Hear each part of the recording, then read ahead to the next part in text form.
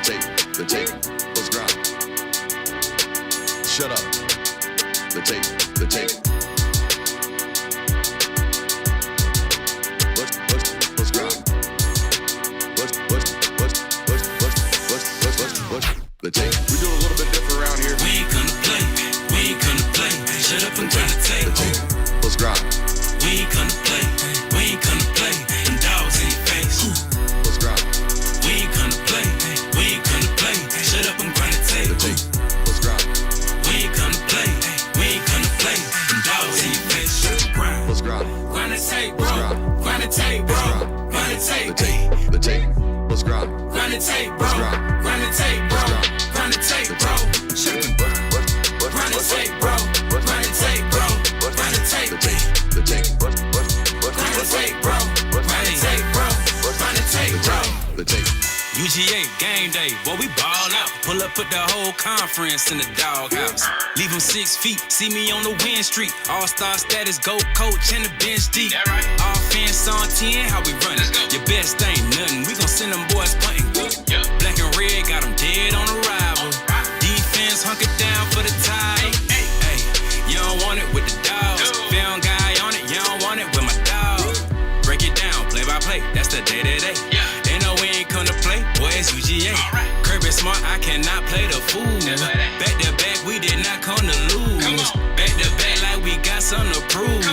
Pay your dues, dog nation on the move. What's up? We do a little bit different around here. We ain't gonna play, we ain't gonna play. Shut up and grind the tape. The tape, the tape. We ain't gonna play, we ain't gonna play. Them dogs in your face. Let's grind. We ain't gonna play, we ain't gonna play. Shut up and grind the tape. Shut up. Let's grind. We ain't gonna play, we ain't gonna play. Them dogs in your face. Shut up and grind. Let's grind. Grind the tape, bro. Let's grind. Grind the tape, bro. Grind the tape. The tape, the Shut tape. up and grind. Let's grind. Grind the tape, bro. Let's grind. Grind the tape, bro. Let's grind. Grind the tape, The bro. tape. Shut up and grind. Grind the tape, bro. Grind the tape, bro. Grind the tape. The tape. Shut up and grind. Grind the tape, bro. Grind the tape, bro. Grind the tape, bro. Shut up. The tape.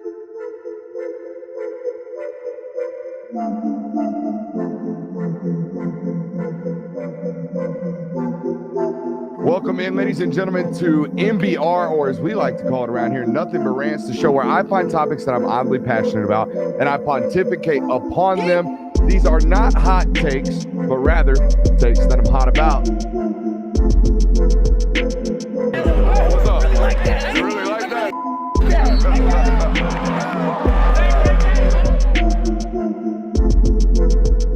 Let's shut up and grind some tape.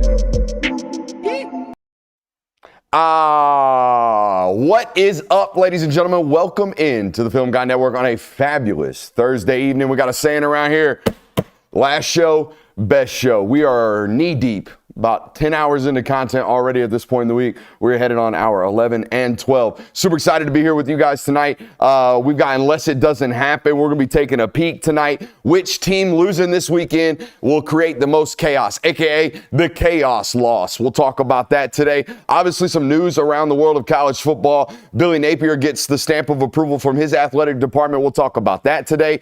And there's some Jonte Cook news out there at Texas, a former 5-star, getting up and out of the city of Austin. We'll talk about all that tonight, but I want to open with this right here. Man, I love me a good heat check, Jonathan. I love me a good heat check, and I know as a former hooper, I don't know you down there in the post, I don't think post players ever really get that heat check, but for those who don't know, right, in hoops, every once in a while, there's a guy, particularly like maybe a guard, out here just everything that goes in. It's just going in. 3 or 4 in a row, then the next couple of possessions, the whole offense is forcing him the ball, trying to get him what we call a heat check. I love me a good heat check. Most of the time, those are pulled from the logo too. I love a good deep heat check. And there was no doubt this summer, we talked about it all summer long, Paul Finebaum was on a legendary run, an absolute legendary run. He fired Lincoln Riley this offseason. Paying off. Not a bad take. He fired Ryan Day this offseason. Not as much. We're going to hold that one. He also said Dabo Swinney is a perennial 10-2 for the rest of his time. Kind of paying off. Paul Finebaum was on a legendary run, but I was waiting. Where's the heat check? And, football season comes around and it's caller time. It's not necessarily take time during the season. It is caller time for Paul Finebaum. Boys, we got our heat check today. we got our heat check today, and it revolves around the man Mike Gundy. Mike Gundy had some critics, or some words rather, for his critics today. I'm gonna read you some quotes. Quote, "This place has had tremendous success for 18 and a half years," he said. "Unfortunately, in life, most people are weak, and soon as things start to not go as good as they thought, they fall apart and they panic. Then they want to point the finger and blame other people. You see it happen in everyday life. That's why I refuse to watch TV and watch the news, because I get tired of people complaining and bitching about this and that versus just doing something about it and trying to figure out a way to make it better. That's what happens in college athletics. In most cases," he continues, "when people are negative and voice their opinion, they're the same ones that can't pay their own bills. They're not taking care of themselves. They're not taking care of their own family. They're not taking care of their own job, and that they have an obligation," excuse me, I messed up here, "and that they have an obligation to speak out and complain about others because it makes them feel better. Then in the end, when they go to bed at night, they're the same failure that they were before they said anything negative about anybody else." You know what that reminds me of? That reminds me of LeBron James calling all of his critics broke and poor while he goes to his big mansion and sips wine. Is he wrong? Is it the wrong message? I don't necessarily think so. I mean, honestly, I don't necessarily like critics that sit in their basement and throw shots anyways when they're not necessarily accomplished. I don't love that either. However, this is a football coach that is 3-6. This is a football coach that is not doing so hot right now. So I think there are three key things to a good message, right? I think, or at least a good statement, right? I think your intentions have to be pure, right? I think, where are they at? I wrote these down. Hold on. Man, I'm messing up today. Timing of the message is important. All right, the content and the intentions of the message are important. I think the content and the intentions of Mike Gundy's message, not terrible. I think the timing of his message, absolutely terrible. Those are my takes on this comment, right? I think, hey, Mike, you're wrong, all right, but maybe you ain't so damn wrong. Maybe you're a little bit right. That's how I would deliver that take. That's not how a Hall of Famer would deliver that take. Paul Finebaum lit into this one today. He went full on old school intro, called the man a clown act, essentially. Here's the quote. Quote, "I'm sure if I looked hard, I could find somebody, but I don't think there is a bigger clown in college football than Mike Gundy.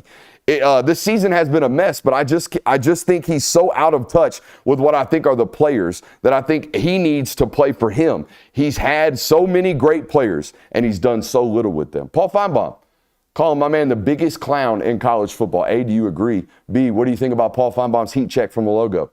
Hey, I don't mind a heat check like you. You know, I'm a big fan of this. You go on a heater like he did in the offseason, it's paying off now. You might as well test the waters again, get you another shot up, see if this one bangs.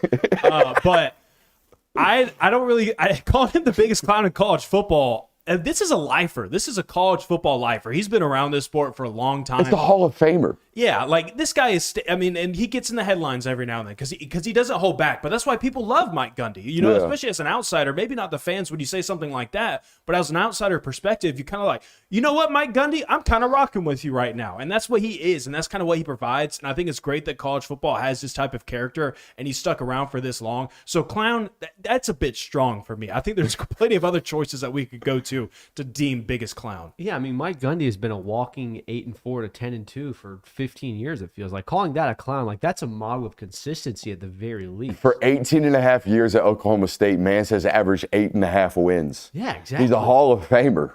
No, I don't necessarily love everything that he says. I don't necessarily love admitting that you've drunk or driven drunk thousands of times in your life. I don't necessarily love that. I don't necessarily love the performance of his football team, right? He had a top 20 preseason football team that is now 3-6. He had a preseason Heisman candidate that they can't seem to get loose. However, clown, I don't necessarily know if clown's the one, but this is Paul, man. Paul has morphed into, we're going to let Jerry from Birmingham give some fiery takes, and then I'm going on First Take to just absolutely lambaste somebody on national television.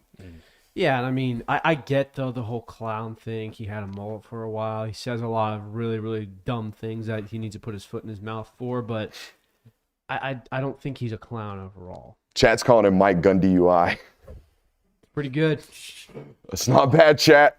That's not bad, chat. We'll see if we can get something more creative. I don't know if we're going to beat that one tonight on the Mike Gundy slander. Welcome in. We got a great one for you. As we said, last show, best show of the week. We're going to play unless it doesn't happen. We're going to be taking a peek. Which team losing this week will be the most chaotic? The chaos loss, which one is it? Jaden Maeva named the starting quarterback at USC. We'll talk a little bit about that.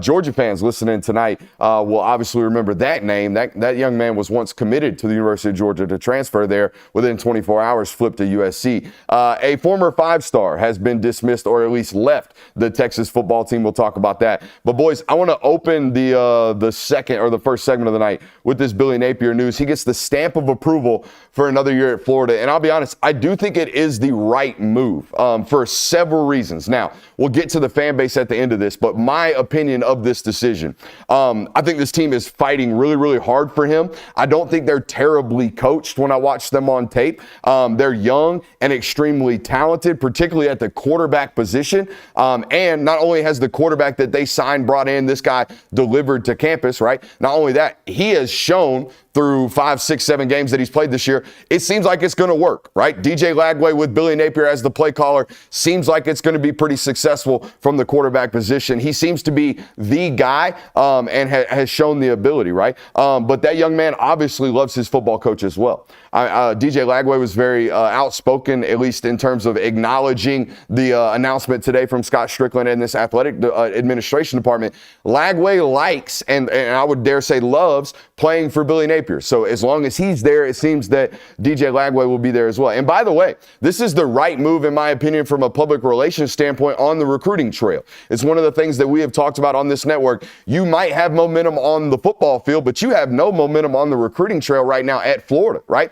Well, going out here and giving him this quote-unquote stamp of approval now allows him to walk into those rooms to close out this recruiting cycle without that lingering over his head. So from a public relations standpoint, this was the right move. And by the way, it's not something they could have done at the beginning of the season because they didn't know just how bad this was going to be, right? It seems he's outperformed his expectations, if you will, going into the season. I know from a national standpoint, we considered this guy dead going into the season. Yeah. We all considered him dead. So he's obviously fought out of the grave, at least to an extent, and climbed himself out of there. Also, I would have to assume that the approval of this comes, or the statement comes from with the approval of the highest boosters in this football program.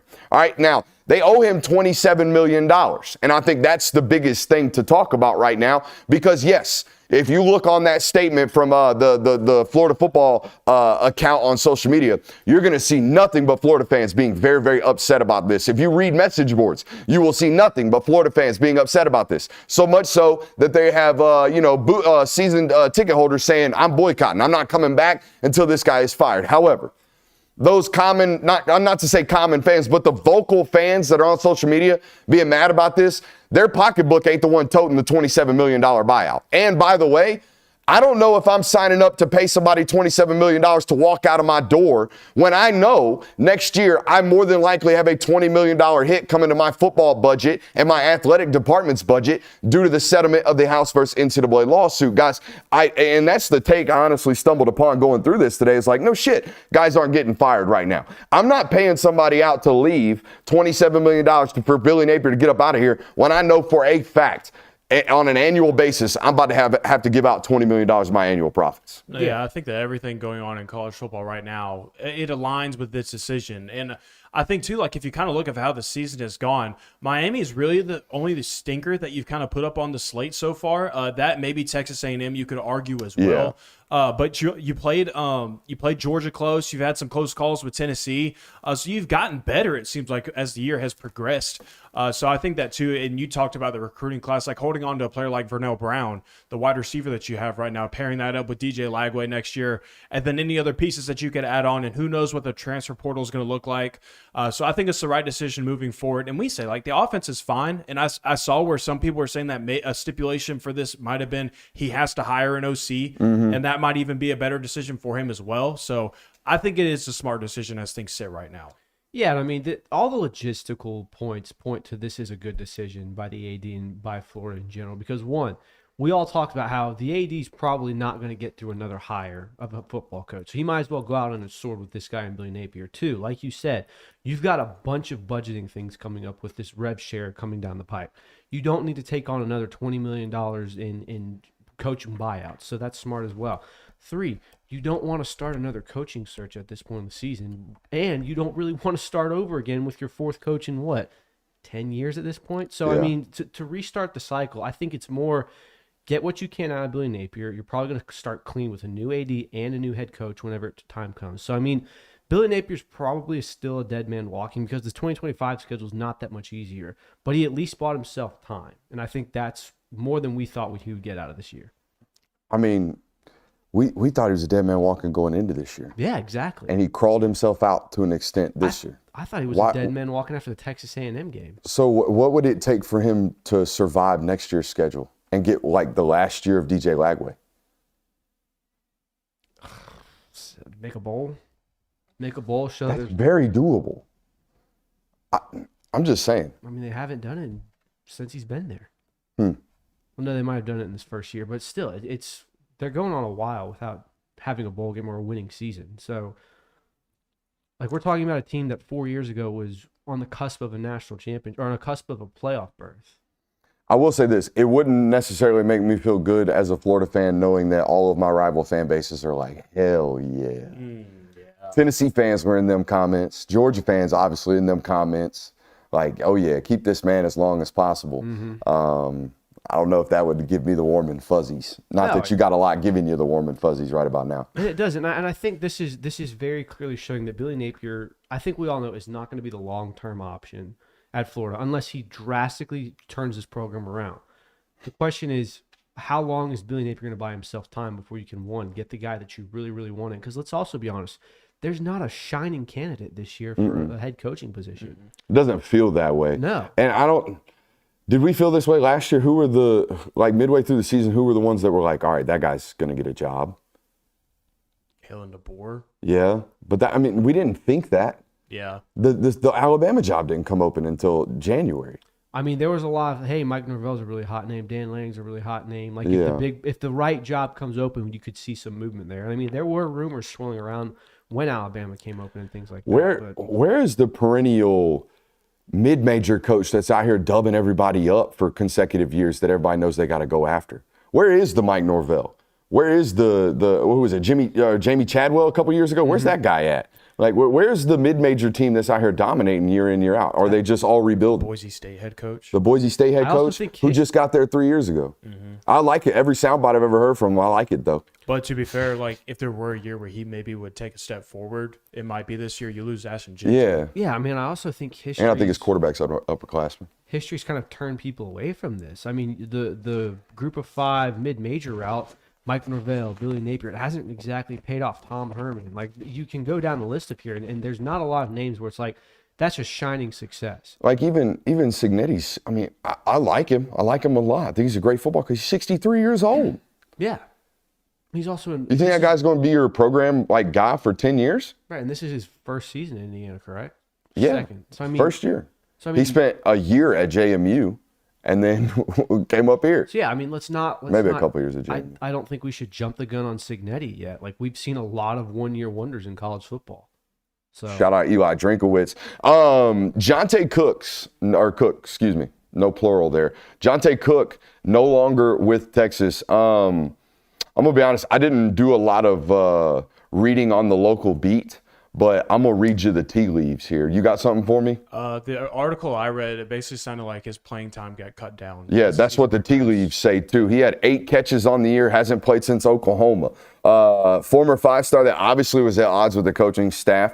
Been limited uses for 2 years now. I think his freshman year didn't have a single game with more than 2 catches as a former 5-star. So this is obviously a battling of odds between him and his football coaching staff. I think the words from Sark were basically like, we wish him good luck on all of his future endeavors in football. Here's one thing I know about Saban tree coaches. If you a baller, they probably going to deal with a lot of stuff. They're probably going to deal with a lot of stuff. If you're not, they're just not going to deal with this. So I think this was maybe a Sark couldn't get the massive amounts of production out of this guy that they might have thought. Or maybe it's even some people say maybe he's not doing what he needs to do on a day-to-day basis to earn the coach's trust. Bro, if you're a baller, it don't matter. I'm telling like most of the time with these Saban tree guys.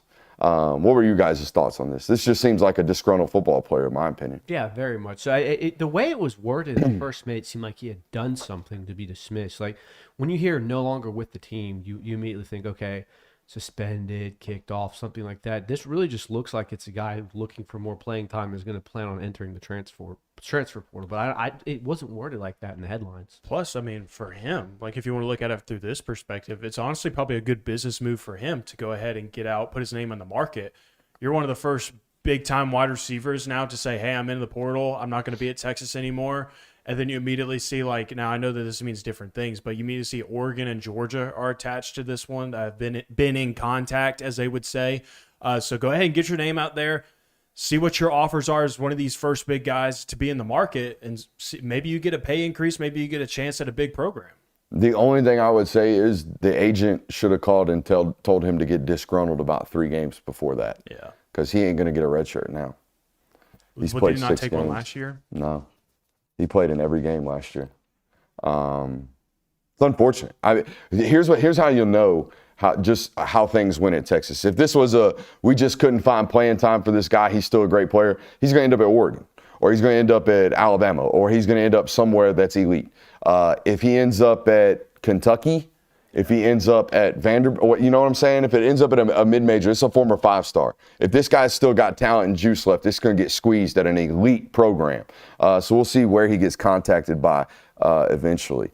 A little bit more news here, boys. Jaden Maeva named the starter for USC. What were your thoughts on this, Kirby? I know you had something. It feels like a desperation move at this point from Lincoln Riley, where if Jaden Maeva does come in and kind of plays well, it's, USC was so bad this year because their quarterback play was bad, and Lincoln Riley had to make the decision to go to their second string. But, I mean, I don't think Miller Moss has been playing so bad that you can get benched. He hasn't played great. He certainly hasn't played up to the standard that you're used to from a Lincoln Riley quarterback coaching or quarterback tree, but I don't think Miller Moss was the issue. I think this is a desperation move from the only thing he has going for him in terms of the excuse department, for the reasoning department, I should say, for this, is that in their 4 losses, he's had 8 of his total 10 interceptions. Like, he is turning the ball over at a high rate when they lose games.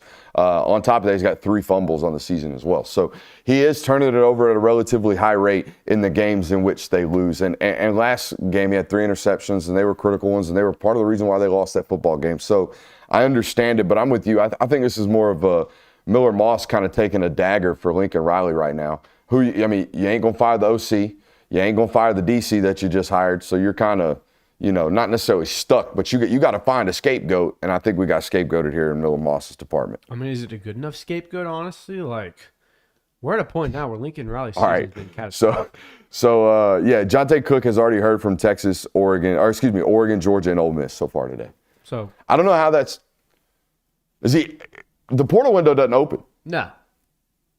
So what are we doing there? Allegedly heard from, I'm assuming. How are we allowed to contact when the contact windows aren't open? But he's not on a roster? So maybe that's the bylaw here? Probably. There's something here. That's some type of loophole. Yeah, some type of loophole right there. I did see where I think there were some inklings that Miller Moss might enter the transfer portal now. Like, he might go to another school and find somewhere to go. There's rumors Zachariah Branch is going to enter the transfer portal. Should. Yeah. That'll be Tez Johnson's replacement up at Oregon. You watch. Think so? I mean, You don't think if there's from now on, my first thought process is, there's a great player available. Dan might get him, because Dan's a great recruiter and got an endless budget right about now. That's Plus, fair. you're just going up the country line. Just going straight up north. Yeah, just travel about 3.5, 4 hours up the road. Hey, chat saying I'm dry snitching. I ain't dry snitching. I'm asking questions. That's what I'm doing. Yeah, the people doing the tweeting are the ones. Yeah. The people doing the tweeting, the ones out here throwing the allegations. That's right. So holler at them. I think this is the note. Jaden Maeva, a quaint version of Caleb Williams. Okay. I have nothing to go off of this, so yeah. Sure. I think it's going to be a lot more fun to watch. I only know a lot about Jay Maeva because I was doing the studies on him when he was, officially transferring to Georgia, and then didn't end up at Georgia. Yeah, did he barely lasted 24 hours? I don't think it was 24 hours. I think My price done went up. Yeah, very Basically, quickly. was the reporting on that one. That was interesting.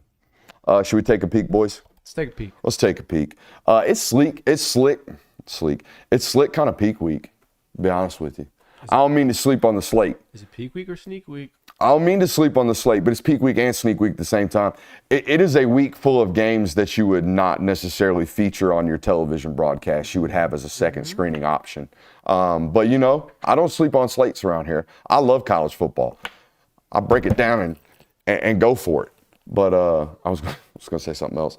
But, yeah, what are you taking a peek at this week, man? First one I'm kind of interested in is Mississippi State, Tennessee. This is a very interesting game to me only because what kind of version of Tennessee are you going to get? The suffocating defense that you kind of saw against Alabama? Or are you going to get the explosive offense that we saw in the first part of the season? On the other half, what is Mississippi State going to look like? When they went to Michael Van Buren, their offense kind of seemed to have gotten a different spark. I don't know what they're going to look like against a Tennessee defense that's very suffocating, but I'm interested to see what this is. It's not a close enough game that I don't think it'll be enough for me to sit down and watch the entire thing, but definitely taking a peek. We got a Georgia-Texas kind of style game going on, but the opposite. This would be like, not even the equate version of this. This would be like going to a family's house that only eats organic food, and you open the food pantry, and it's like, dang, there ain't nothing here that I'm trying to dive into. We got UTEP, Kennesaw State, battling for the second win of the season. They both only got one win. Couple of 1-8 teams. Someone's about to get a massive win on the Kennesaw season. State's win. Who's home? I have no idea. I'll find that out. Whoever it is, storming that bitch. Oh, I hope so. Security better be stacked. Kennesaw State's one win is against undefeated Liberties. Yeah. Dubbed up Liberty at home, stormed the field. It's in UTEP. So Shout out Brian Bohannon. Organic Georgia, Texas. Shout out to the Owls. Shout out.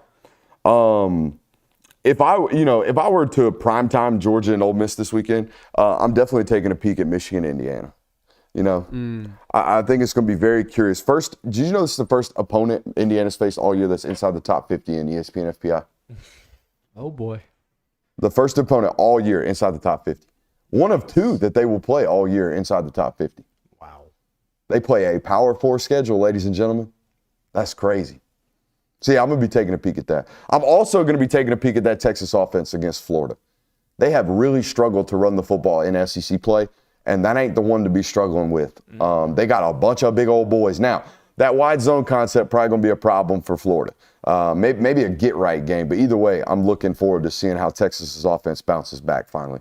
They've struggled for several weeks. I'm taking a peek at Clemson, Virginia Tech. Going to see how this Clemson team bounces back. Going to see if Virginia Tech is going to give a fight back in one of these big matchups again, the ACC. They are one of these teams. I would say this is like almost the equivalent of what Vanderbilt has been in the SEC, where they might not be ranked right now, but it's definitely not the weekend that you want to be sleeping on an opponent. So I'm taking a peek at Clemson versus Virginia Tech, because if Clemson drops another one, just keep on unraveling, baby. I'm going to take a peek at Florida State versus Notre Dame. Yep. One, could be an interesting game. We could see the Notre Dame that comes out and lost to NIU at home. Or two, it just makes me feel better about myself sometimes to watch how disgusting that Florida State team is this year. So if you ever need to pick me up and you're like, you know what, it could be worse, just unless you're a Florida State fan, obviously, peek at this game. It's kind of Look, I think Mike Norvell's a good guy. I think Florida State fans that I've encountered are good people, except for that one Florida State fan that we saw outside of the bowl game that was like, y'all ready to get your ass beat today? 63-3.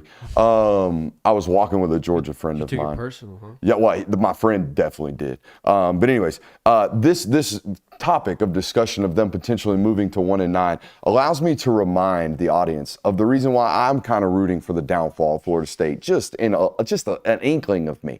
Just like a small portion of my body and soul laughs and smiles, and my heart gets a little bit, it grows a small size every time they lose because of this quote right here delivered from my man Ingram Smith.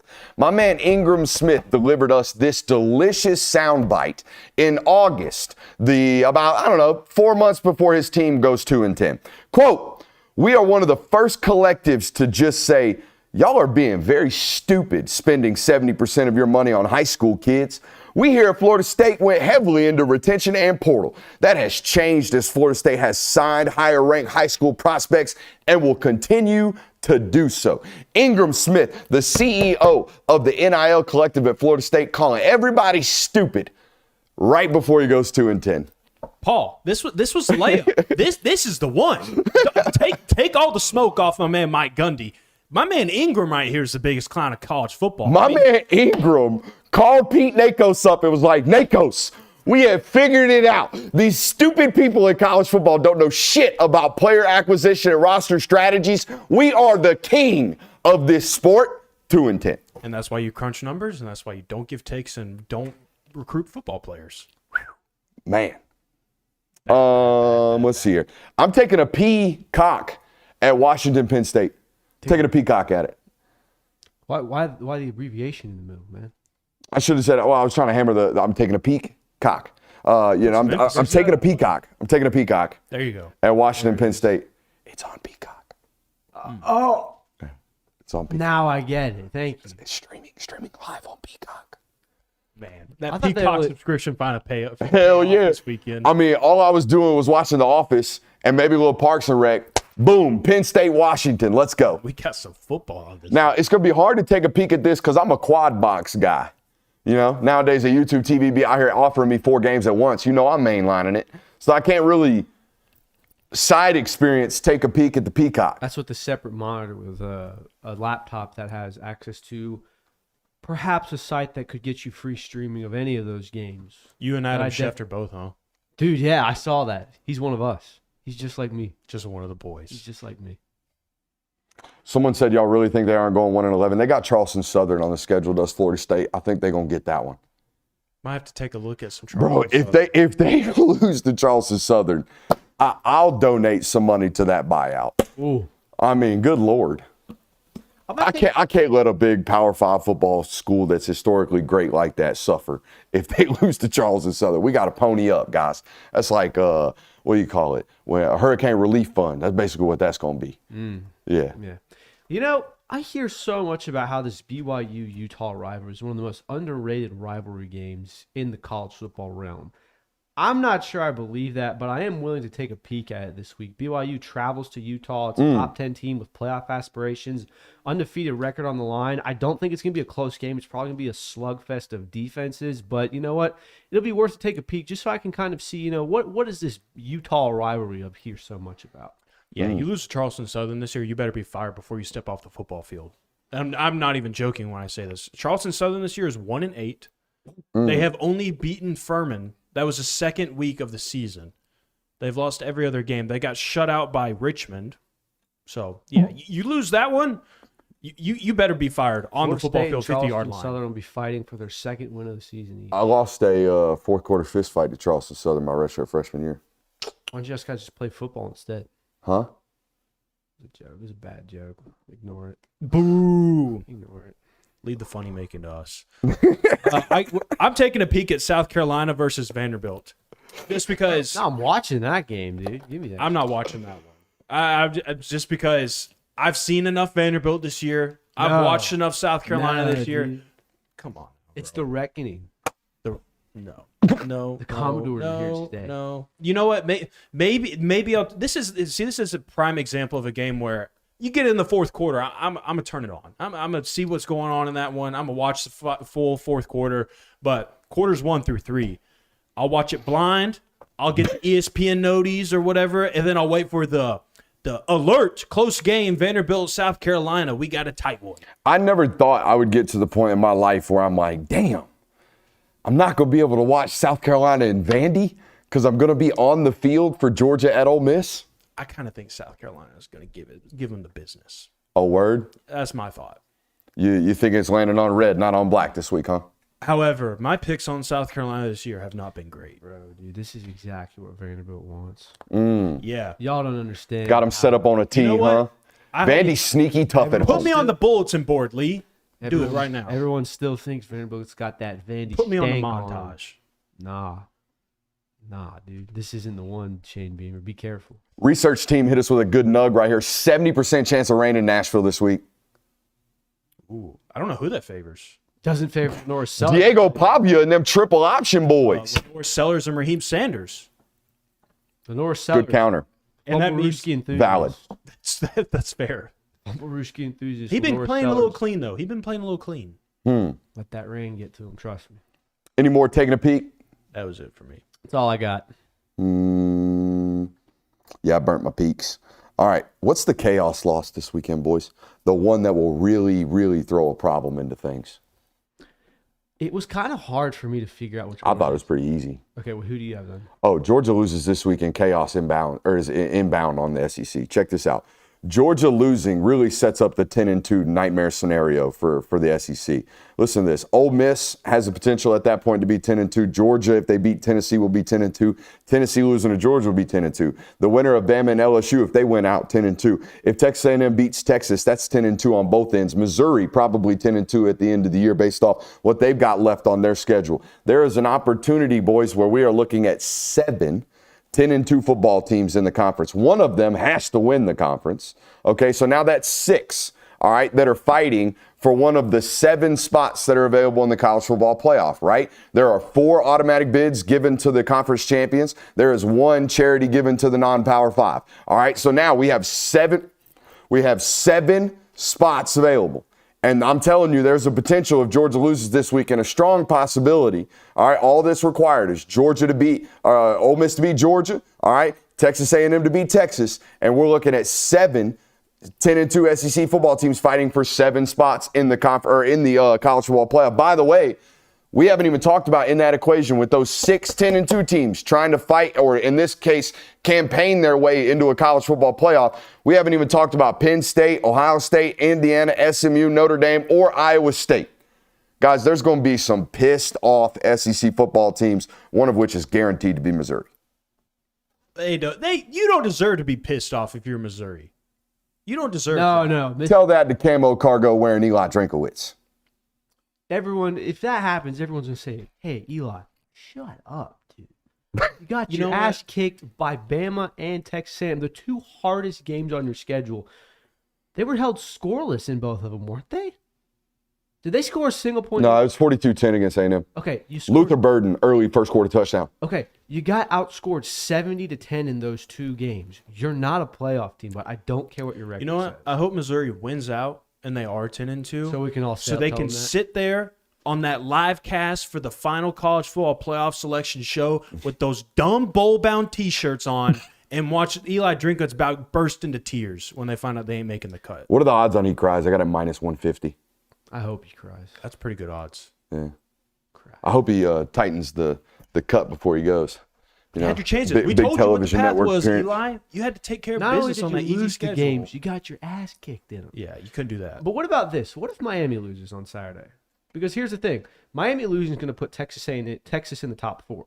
That's 2 SEC teams that are inside the top 4 that don't have an inside track to winning the conference.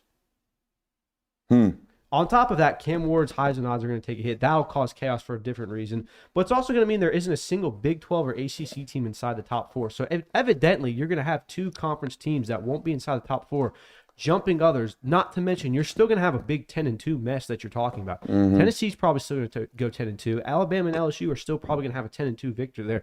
Missouri, like we said, has a good chance of going 10-2. So you're going to have all those 10-2 teams combined with the fact that the 2 teams that are inside the top 4 in the SEC right now might not even play for the conference title game, meaning that either A&M or LSU could probably jump all the way into the top 4. I think that could create some chaos as well. What's the chaos loss this weekend, Jonathan? I think it's Georgia too. Yeah. I think that's what completely unfolds, and then you have to peel back the SEC, and you got to start doing a lot of analyzing. And you want to talk about how this weekend they were saying, what's the best loss, what's the best win? You're really going to start getting into who's got the better loss amongst all these 10-2 teams, who's got the best win amongst these 10-2 teams. I mean, there's a whole lot of things you got to unravel there, and you got to pick maybe 3 of them, if that, at this point with how college football is going. But also on the flip side, you could go into this weekend and it all just gets blown up. Like, it could be as simple as Georgia wins, Tennessee wins, Florida maybe pulls off an upset or something crazy like that. If something insane happens, and it all just unravels and you're fine. Like a fireworks stand. Yeah. I don't know why my brain immediately went there, and then I started thinking about the scene from Joe Dirt where he's like, you ain't got no whisker do's, whisker don'ts, with or without the kiddo stick. Yeah, I don't know why my brain went there, but it did. Boom. That's what it was. It was explosions. Hey, I want to take a quick second out of our show today to give a quick shout out to our friends over at Better. If you have not signed up at Better today, use the link in the description of this video and use promo code Brooks. You'll get a 100% deposit match up to $250 over there. Again, that's promo code Brooks. Head over to Better. If you're looking for a place this season to place player props, Better is the place to do it. Enter more than or less than key stats for key football players in key football games. Head over there to Better right now. Use that promo code Brooks. Please, guys, support those who support us, okay? Head over there, sign up, get that deposit match, and have some fun over there with Better. All right, boys, where do we want to go next? Do we want to go unless it doesn't happen? Let's do it. We got a stretch, okay? We got a Marks Teixeira stretch. Were you guys baseball guys growing up? Oh, yeah. Yeah, you remember the old Teixeira stretch? Oh, yeah. And Teixeira scoop, I need you to stretch it. Unless it doesn't happen, what do you got for me, Curb? All right, I'm going to go first. Curb. What? Nah, I stumbled over. I was making fun of myself. Okay. First one I'm going here. The Miami Hurricanes are playing the Georgia Tech Yellow Jackets on Saturday. And everyone's saying this is kind of a trap game for Miami and Cam Ward. If there's one place that they're going to lose the rest of the season and not win out, it's here. This is the one. I'm telling you that's not happening. Miami's winning this game by 70 points. Unless it doesn't happen, you heard it here first. Wrong one. And not so fast, Johnny. This is a pissed-off wasp nest right now with these Georgia Tech Yellow Jackets. I'm telling you that. Did you think they were bumblebees? They're not. They're a wasp. I found out today, and they're a pissed-off bunch. They scored 19 points in their last 2 games in the ACC. Buster Faulkner gets it right against that shit defense for the Miami Hurricanes. You heard it here first. Georgia Tech wins this one. Miami goes down. Whoa. Why did you do that? You know what that means. We've got history on the horizon. Forecasting it. This isn't even happening this weekend. It's in the future, but it starts this weekend because it does. Because it's going to happen before the last weekend of college football. Nobody's talking about it because this program just continues to fly under the radar. It's not even on the forecast, but it's on my forecast. I'm going to put it out and lay it out for you right now. This football team has a chance to do something that has only been done twice since 1993. That's win 9 games. That's all you got to do. But nobody's ever done it. Only twice since 1993. This won't be the first coach to do it in its first year with the program. So this program, they reside in New York. It's known as the Big Apple. It's the Big Orange in 3 weeks. Fran Brown, he's getting to 9 wins. He's making program history, and it needs to be on the headlines. Nostradamus right there. Giving us a 9-winner for the Qs. Fighting Orangemen. Hey, I like look, it. they didn't win 9 games with Donovan McNabb? Underperformed. Fire the coach. Look, they got Boston College on deck, California on deck, UConn on deck. Actively fire? Fire him now. Fire that coach now. Go back in time, get on the bus, fire him. Yeah, they got Boston College, Cal, and UConn coming up. They got to do it in those 3, though, because then they got Miami. Hey, you don't want to fist fight with Fran Brown. No. You don't want to fist fight Fran Tell Brown. Brent Key found out the wrong way. What do you got for us? Indeed.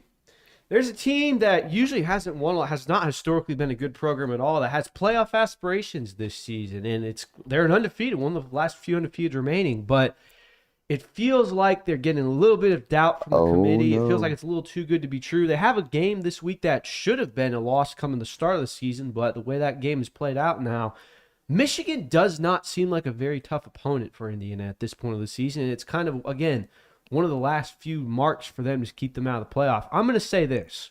Michigan might not beat Indiana this season, but they're going to keep them out of the playoff because that game's going to either be close or they're going to win. This game is going to be close enough for people to look and say, hey, Indiana, you beat all these shitty teams, and Michigan's not exactly a great team, but they gave you enough trouble for us to say, you know what? We don't really believe you're a top 4 or top 12 program. Not an ideal back-to-back for a football team like Indiana. Having to face Michigan and then the next week, I believe, having to face – oh, no, they got 2 weeks before they play Ohio State. Mm-hmm. So they get some time to lick the metaphorical wounds, the physical battle that I would assume. I'm with you. I don't think Michigan wins this football game, but I do think they make it tough to beat them. Yeah. Like we even saw that from Oregon last week. It was, it's 38-17. It wasn't like ever completely out of hand. They fought the whole game, made Oregon quote unquote earn it. Even though, did you see that video the Oregon social media team released this week with the thumbs down gladiator? I love me some Dan Lanning. Cooking. I'm gonna keep a list of guys that I would not play for, but guys that I would like maybe leave this network to go coach for. Sorry, boys. Dan Lanning might work his way to the top of that list. I feel like he's already at the top right now. Maybe. It's a good dude. It's a good dude. Friend of the show. Friend of the show. Dan Lanning. Shout out. You got any more? Thumbs up on this video, by the way, not thumbs down. Thumbs up. By the way, if you didn't see that, he was talking about the movie Gladiator, right? Where he goes into the what do you call that? The big Coliseum. Goes into the Coliseum, and the king either does thumbs up or thumbs down as to whether or not the gladiator wins. And he does a thumbs down. Dan was saying, we are in thumbs down mode. We got thumbs down energy. And I want you to look around as that stadium empties and ask those people, are you not entertained? And he told them this on Monday. And then as the stadium was emptying in the middle of the third quarter, he rounded up his teammates and he said, I want you to turn around and look at these guys and ask them, are you not entertained? Whew, goosies. I had them. I took a picture of them today. I had the goosies watching that Dan Lanning video. Take a picture of them? Yeah, I like to remember where I am when I get heavy goosies and why. So it's just like You don't like to take notes on the things that moved you. I don't keep those on my camera roll, no. I'm not kidding either. They things you can't take pictures of. You can take a picture, man. Whilst driving. Goosies. No. Goosies. And I will remember when I look at that photo, Dan Lanning gave me goosies at this moment and this time. And this is why. Good for you. Dude, I'm happy for you, man. Whatever you. Any other lesson doesn't happen. Actually had a picture. I love of you. it. You thought I was shitting? I didn't. No. No, I thought you were Bullshit. I joking. thought you were joking. Thought I was bullshitting? I wish. A little bit. Do you have another one, Jay? Shouldn't have. Do I have another? Oh, he's loaded. He's loaded. Now, this one's so loaded. You know, I don't often double dip, but I'm making an exception. On this Ooh-wee. Let's hear it. I'm going back in on this. Twice fried. I'm doing it. And it took me a minute to reach this point to where I could publicly save this and give this take, but I have to because it's only right. Because November is when playoff hopes come to die. And they come to vanish. This is the final month of college football. The anticipation and the moments build up. And the real teams are the ones that come out at the end of this month still alive looking for a national title. But this team, not after this weekend. And it's a little bit conceiving because the Kansas Jayhawks have a big matchup against a top 25 opponent this weekend. They got the Iowa State Cyclones. And they're only 2-6 right now, but they're coming for blood just one more time. So click your heels twice, Cyclones, because you're going to want to go back home after this trip to Kansas. I can't. Is that a Dorothy reference? Yeah, you got it. Nice. You got it. Wizard of Oz. I was more of the Oz guy. I think it's been probably 20 years since I've seen that movie. I just remember hearing about how all the actresses died and things because of the asbestos thing. Yeah. Yeah, they didn't really give a shit about OSHA violations back in the day. Yeah, it was like the 40s. So they didn't do Yeah. anything. But no, Jay, well, you know what? I'm going to be honest. You were very out on the Jayhawks throughout the middle of the season. And I held down the fort for as long as Did you? They're 2-6. I What held fort down- were you holding I down? held it down for a while before I gave up on it. He was out. Remember the Alamo. He was out on him long before I was. and But I that's will why- say, and you were the one who's like, don't believe in him, dude. You're foolish for still being on the Jayhawks. And now all of a sudden they're going to beat Iowa State this week? A one-loss Iowa State? I think he's just Look. doubting the Cyclones, to be honest with you. That's more so what it has to That's do with. fair. But this Now- is why I said it's called a double dip, because that's a big no-no. And this is a big no-no by me getting back on the Jayhawk train. But it's just for 1 week, just buying some rent, not into like just some temporary rent, like an Airbnb. Just train hopping. Yeah. I don't even know if it's a train, though. It's more so like a rock. Prius. Shop. It's yeah. This thing's not moving at high speed or Two-door anything. Prius? Yeah. Maybe a hatchback. I don't know. The new Priuses look weird. I know they made Prius- tampons this big. That's another quote. It's the other guys. I know, but when it's taken out of context. That's fine. He just explained to those not out of context. Fine. Hey, I saw the movie, dude. Aim for the bushes. Mm. Have y'all seen the news? 43 monkeys have escaped. Bro, I'm so scared. It's such a scary time. I thought I made a very clever joke earlier today, and all of a sudden, I get labeled all kinds of crazy shit on social media. You're not. So yeah, you had me lingering right there. Lingering right there, holding on to every word. Seen the news. I'm so nervous. 43 monkeys in a South Carolina research facility have escaped and are on the loose. What? Monkeys are on the loose? 43 monkeys are on the loose right now. And you know what? That just so coincides the same weekend that LSU is going to reel out a big-ass cage with a tiger in it. That tiger's breaking out, and shit's going down in Baton Rouge. Well, you heard it here first, unless it doesn't happen. Yo, Mike the Tiger coming back onto the sideline. Not going to lie to you, logistically kind of a nightmare to have a massive-ass cage on the sideline of an LSU-Alabama game with a full 500-pound tiger in it. I'm just like, not to be this guy, but you're going to have a tiger in the middle of the stadium of Death Valley, like the number one place to play in college football. I don't know how an animal deals with that type of atmosphere. Dude, that thing's going to be so high. They're going to sedate the shit out of him. He's going to nap the entire time in the cage. Apparently, people in chat say the monkeys are down the road from them. Oh, damn. The original Mike the Tiger, research teams telling me that Mike the Tiger died from cancer in 2016. So this is a new Mike the Tiger. I mean, tigers die. Tigers do die. But since Mike the Tiger died in 2016, they haven't had a tiger on the field. So it's the first time since 2016 the Tigers been back on the But field. they've still had a tiger exhibit. Yeah, they have a tiger in captivity. Correct, Yeah. but he got his own thing to roam around. They're going to trap Son Gun in a cage this weekend and put him out in public. Trap is a... Research team also told me prior to the game that Mike the Tiger back in the 60s and the 70s was poked with a cattle prod to get him to wow. Yeah, So dude. in today's world, there's a guy that holds Kirby Smart's belt. But you're telling me there used to be a guy that was paid to spank a tiger? Shock a tiger, tase a tiger. Tase the tiger, yeah.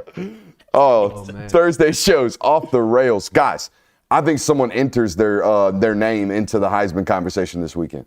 Enters it. Yep. A little His late. teammates kind of been getting most of the limelight this season for good reason because he's a damn good football player. But boys, Shedeur Sanders is going to enter his name into the Heisman conversation this weekend. Currently completing 73.3% of his passes, despite the fact that he's been sacked 28 times this year. But he's got a tremendous matchup this weekend. He's 8th in total passing yards right now, entering this football game, and Texas Tech is the right one. We talk a lot of time on this network about the wrong matchup. This is the right matchup for Colorado. Listen to these stats, boys. Texas Tech is 100th in yards per pass attempt allowed on the defensive side of the football. Even worse, 107th in yards per completion. So not only are they giving up a lot of yardage, but they're giving up a lot of yardage when they complete the football. And this confirms it, 131st. They only rank 133 teams, 131st in explosive passes allowed. This is a nightmare matchup for Texas Tech. I think Shedeur Sanders has a massive game. I think he could very well have a massive game, and I think he's probably looking more and more like the first quarterback taken in the NFL draft as the season goes on. I do think it's a little late to enter your name into the Heisman. I think the last time we checked, he was at plus 3,500 odds, so he's on the outskirts of it. It's going to take a really, really big performance for him to get back in, and the problem is the guy who's on his team is also kind of getting a lot of the shine. So you'd have to imagine if Shedeur Sanders has a good game, Travis Hunter probably played pretty well as well. He's probably going to get the bump there. I think there's a world where maybe Shedeur's in New York come the end of the season, but I don't necessarily think that he's going to be entering his name into the Heisman odds at this point. I mean, Travis Hunter is certainly the one taken off on the show in that program. But there's a chance still. I mean, if Travis Hunter's playing well, that likely means Shedeur is playing well, and he has been playing well this year. A wave of momentum hit a program this week, actually today. A new wave of momentum. The future has been set, and there is a feeling of certainty in this program for the first time in quite a while, I would say, especially considering how last couple of years have gone. And it comes at the perfect time because you got the opportunity this week against a top 10 team to kind of crush their dreams, put them in a really tight spot ahead of the college football playoffs. Give me Florida and DJ Lagway knocking off the Longhorns, Greg Jennings style this weekend. Lagway going to play? That's what I'm saying, Greg Jennings style. Oh, he broke his fucking leg, though. I think that's the first YouTube Put video. the team on my back, though. Look at him holding it. Cross the plane. Touchdown. A Greg Jennings. You Gumby? I think that's the first YouTube video I watched as a kid. It was like, oh, anyone can do funny things. Like, you don't have to be on TV to do it. Oh, Darius Sharper, one of the most hottest hitting safeties in the league. You know what sucks is that people are probably too young to understand that. Oh, no, dude, there's a lot of people in this chat right now going, what in the hell am I tuning into? The right show. The right show. The Thursday show, when we're deliriously tired from giving takes all week. This is when it gets good. This is when it gets real good. Do we have any more? Maybe we should just not sleep at all. That's it for me. And we'll just be funny for the rest of the shows. I mean, the most popular streamer in the world right now is doing, 30 days, 45 days in a row or something like that, 24 days in a row streaming. Kai Cenat. I mean, I love working hard. I don't think I could do that. That's a lot. Yeah, I think I would go I insane. think I'd run out of ideas. He doesn't have ideas. I mean, there's in terms of like streaming, it's not like this. You know, those live streamers on Twitch nowadays are just hanging out in the chat, and their chat just goes crazy. I don't understand it. I've never understood Twitch, but it is what it is. Maybe we need to do some Twitch streaming. Maybe Maybe I'll start doing that. But I feel like Twitch, I can't you come in have next week, by to. the way, I gotta do my Twitch streaming. How mad would you be if I just left? You just didn't show up, start doing Twitch streams? I'd be interested to know what you would stream on Twitch. I could think of something. I know what he would do. What's that? He would stream his Snapchat game. No. Yeah. Kirby's still out here devious in the Snapchats. Really not. I'm really not. That's the funny thing. Let's move on to the local Like hour. 3 streaks. Let's move on to the local hour. We'll see you guys on the other side of the break.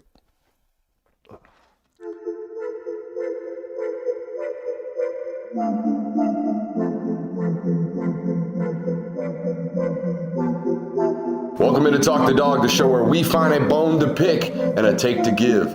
These are not hot takes. These is dog takes. Can I talk that dog?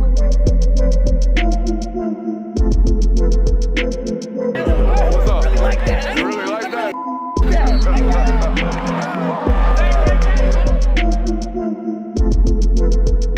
Let's shut up and grab some tape.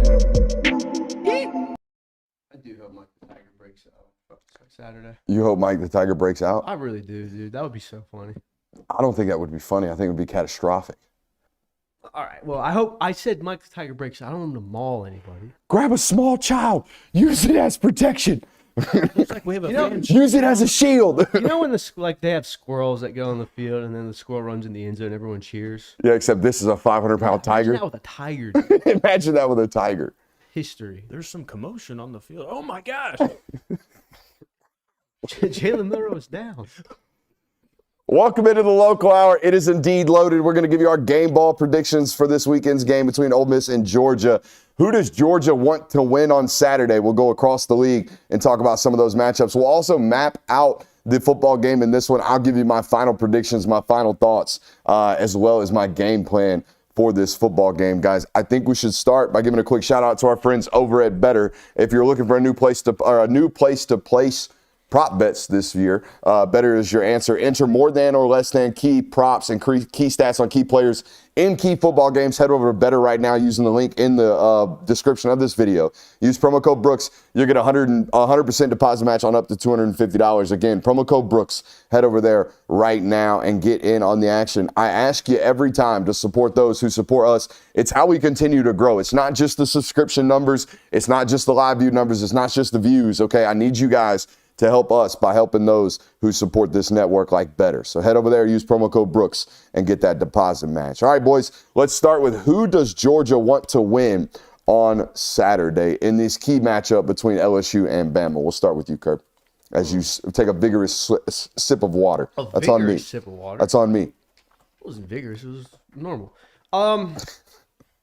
It depends on what you want for Georgia, because we talked about how there's an ideal world here and some people where the 5th seed is kind of where you want to be right now because it looks like that's an easier path to the national title. If you want that, I would say you want LSU to win because it keeps LSU ahead of you in the SEC rankings. And, oh, by the way, it's always kind of satisfying to watch Bama lose. On the adverse of that, if you want your strength of record and strength of schedule to look better, you want Bama to win this game because Bama is your only loss. The better Bama does, the better it looks for your schedule, and it also bodes better for you going into the SEC championship. So, I mean, it really depends on what you want as a fan here. If you want Georgia to make the SEC championship, you're a Bama fan this week. If you want Georgia to kind of get that 5th seed and you really don't care about it, you just hate Bama and want to see them lose, you're an LSU fan right now. What do you think the hourly rate on a zoo specialist that carries around a tranquilizer gun is? I don't know. How do you get certified for that? I don't know. Yeah, own one? You gotta go to tiger shooting training. Oh, dude, you took it in the neck. You have a dart in your neck. Too many movie references tonight. This is a football show. Go ahead. I would, it's funny because I think like after Alabama beat Georgia, I think most Georgia fans would have told you in this scenario they want Bama to lose, so they're completely out. Like a rematch against them is completely off the table. But I think now that you've kind of gotten to know what this Alabama team is, and you've kind of understood that it was just one half of football against you that kind of led to you losing to them, I think you would kind of like a rematch. I think that you would I think you'd be favored against both of these teams. Obviously, the ultimate goal is to win a national title and an SEC title. We know that matters to Georgia. That matters to Kirby Smart. He said it's bigger than the Super Bowl. So I think that I would say that you would almost want LSU to lose this weekend, and it puts you in a better spot for an SEC title trip. It does, but if you lose this weekend, you're in a 10-2 off against Alabama, a team that beat you. It's fair. You don't want to be in a which one of us is more deserving conversation against a team that has the head-to-head matchup against you. Absolutely fair. So I think it's best for Georgia's future that Alabama is eliminated from the college football playoff picture this weekend. You've got your opportunity to take advantage or take care of LSU in an SEC championship game if you get there. You don't necessarily have that chance at revenge at Alabama. And I mean, let's be fair. Hate watching Bama is probably what Georgia fans more commonly do. I was about to say LSU's a much more easier team to root for as a Georgia fan. Do Georgia fans beef with LSU really? I mean, you don't face them enough. Yeah, but it's also like I feel like there's a mutual respect I kind between of like LSU fans. Exactly. Like they're a fun fan base to be around. I have a lot of friends that go to LSU. Or went. God damn it, I'm old. I turned 30 in like 2 weeks. Oh, grandpa. That was worth a chuckle from you, huh? Grandpa. I just wanted to see your reaction if I chuckled. It was worth it. Hey man, it's hell getting old. Youngest one in the room. In this Texas-Mississippi State matchup, who is Georgia rooting for? In the Texas. Tennessee, Mississippi State. Okay, My bad. Well, you're obviously rooting for Mississippi State. Why? Are you?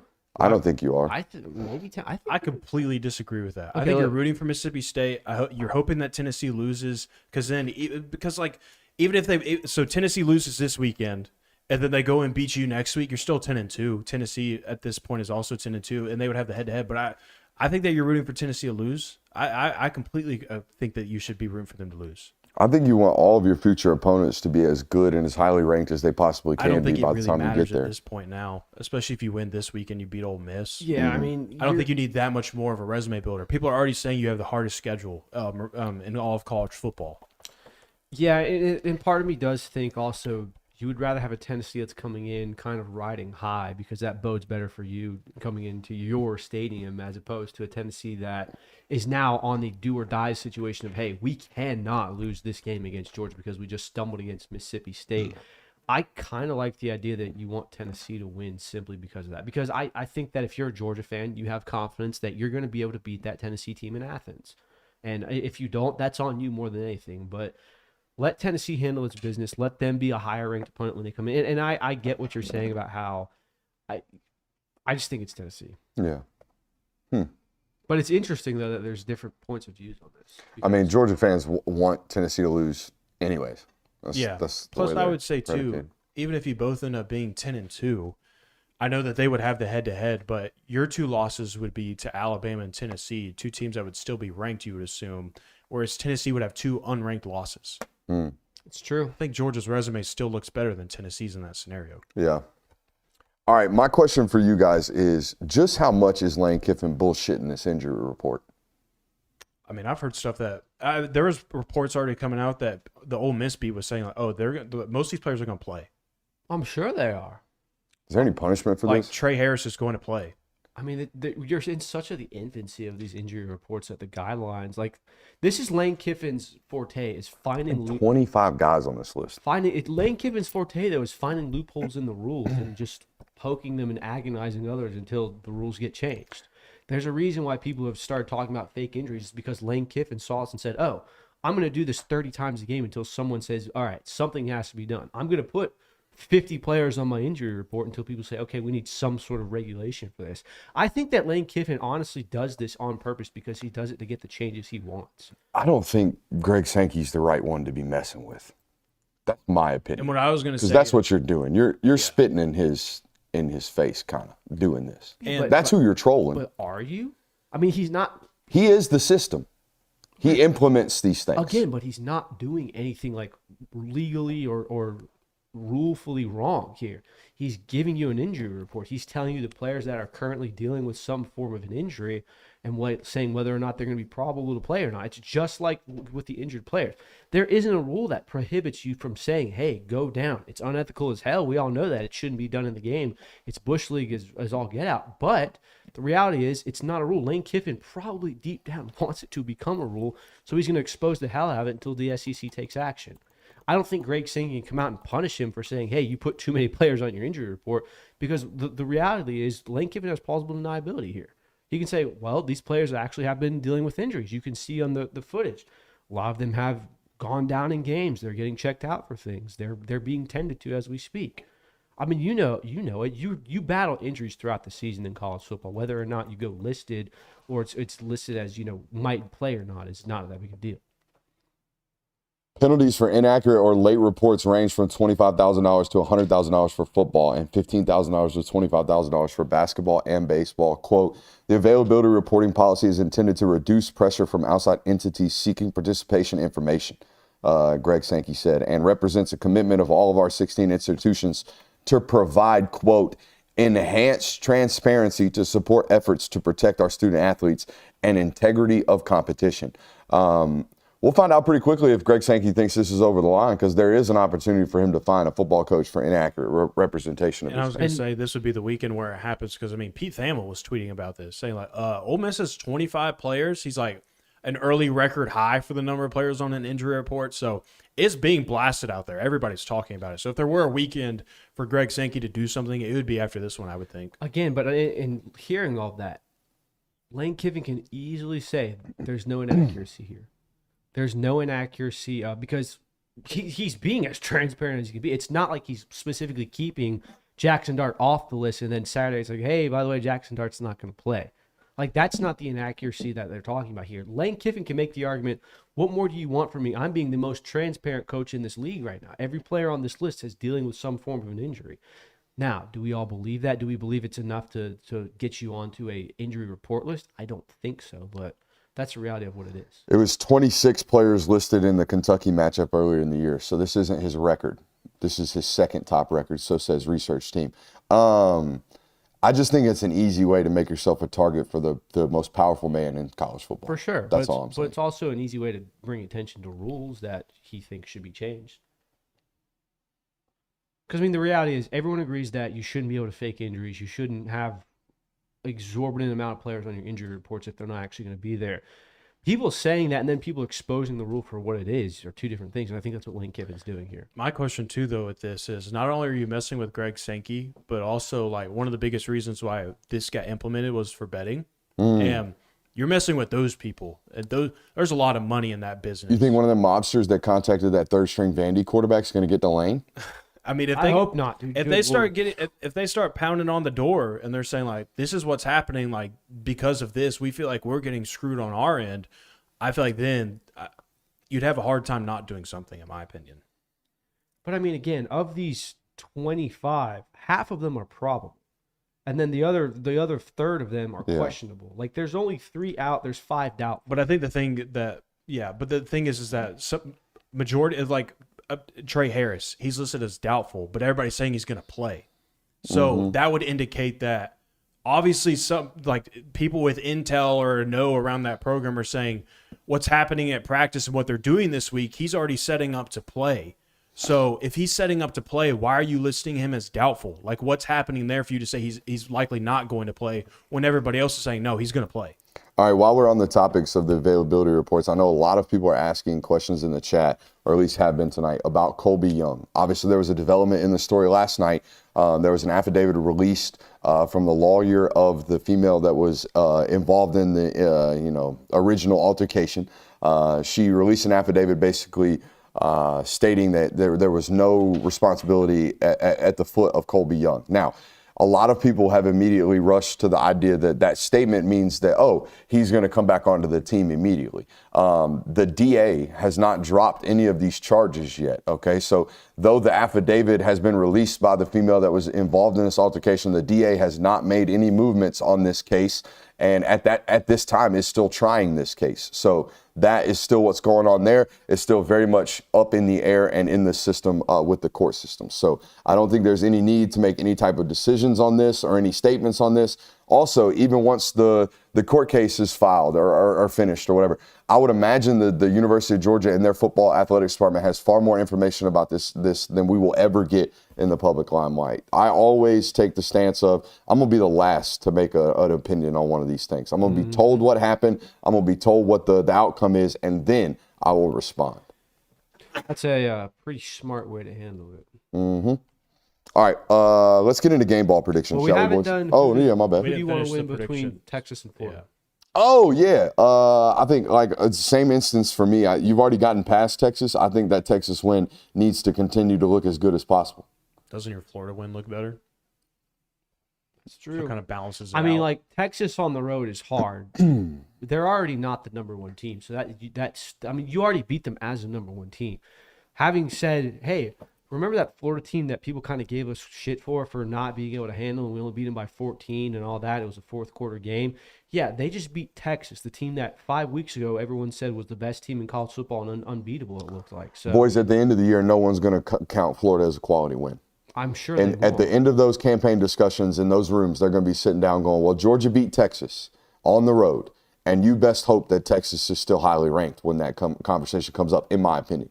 No one's going to be looking at that schedule and going, well, Florida played people tight the rest of the year, so that's okay. It's still going to look like a 14-point win against an unranked opponent. Correct. But on top of that also, Florida beating Texas pretty much makes Texas not a worry for you in the playoff, or makes it much less of a worry.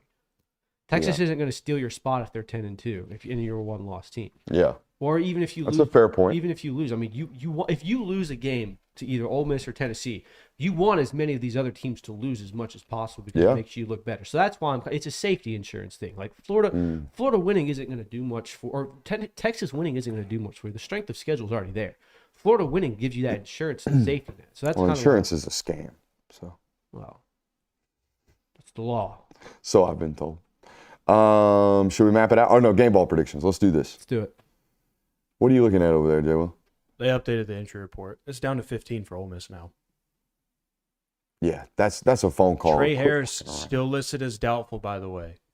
But all those probables probably got removed. Is that what A happened? good chunk of them. Yeah. That strikes me as a phone call of, hey, quit. Come on, man. Just leave them off. You know what I'm saying? All right, I'm glad we got that update right there. Let's get into game ball predictions. Who you got on the offensive side of the football, boys? I told you, you asked me this at the end of the show yesterday. I said I think it's Carson Beck. Carson Beck has had a stretch of games that I think we can all agree have been the worst of his career. That's not an exaggeration. That just is what it is. I would like to bet that he's not going to turn in 5 out of 6 performances where he plays like he has. I think he turns it around this week. I think he's going to make an effort to take care of the football. I think he's going to be extremely efficient with it. And I'm going to say Carson Beck is your offensive player of the game this week. I'm sticking with mine from yesterday. I'm going to stay with Lawson Lucky. There's just this feeling in my gut that he's going to have a big game this weekend. What do you guys say? I was going to say tape confirmed it. We watched defensive tape on Patreon this morning Patreon-only film study, patreon.com/Brooks Austin. And those linebackers really, really aggressive in the run game. Yeah, and that was another reason why I kind of wanted to stick with my Lawson Lucky pick, is I think that the middle of the field could be open for him. He could have a lot of opportunities this weekend. So I think that this could just be one of those games where Lawson Lucky is heavily involved in the game plan. What are the odds this is a Ben Urosek game? Because we've seen him get much more involved in the passing the last 3 weeks than he was at the start of the season. Much more involved in the offense in general. Yeah, I mean, very, very similar situation in terms of like the line. Like when linebackers are aggressive, it's more of the attached tight end that gets loose and gets vertical down the middle of the field. That attached tight end over the last several football games has been Urosek, the one they're trying to target. And would you not argue that the tendency right now is that Lawson Lucky is your receiving tight end? So if he's on the field, he's more likely to be the one who's going out for a pass. I would say Lawson's more being used as the H tight end that's catching the ball, and Urosek, as of the last 2 games, has been used more as the Y tight end that's catching the ball. And then they're using Oscar to be a hidden explosive, is what it looks like to me. Like we're gonna keep this from happening, and then boom, we're gonna slide this guy out for a 50-yard explosive. Yeah, and that's kind of what I was about to get at is too, like all 3 of your tight ends now, as of late, have started to develop as threats in the passing game. Someone that you as a defense, you got to account for. Any single one of them could be coming downfield looking for a pass. So they've all become threats, and I think that all 3 of them have started to play better and more consistent. By the way, Kirby, the streets are talking that Urosek might be your 6'5" doppelganger. I've seen that, Not a bad one. Not a bad comp. I'm not angry at that one. And of all the guys that have showed up to do media availability this year, that man had that shit on. He had some like really short pants, like high ankled pants. Had some Hey Dudes on, some Georgia Hey Dudes on. Most of the guys show up in pajama pants nowadays. Man showed up with the daggum belt on. Dress for comfort, man. Yeah, and then made a joke about how he didn't necessarily come here for education.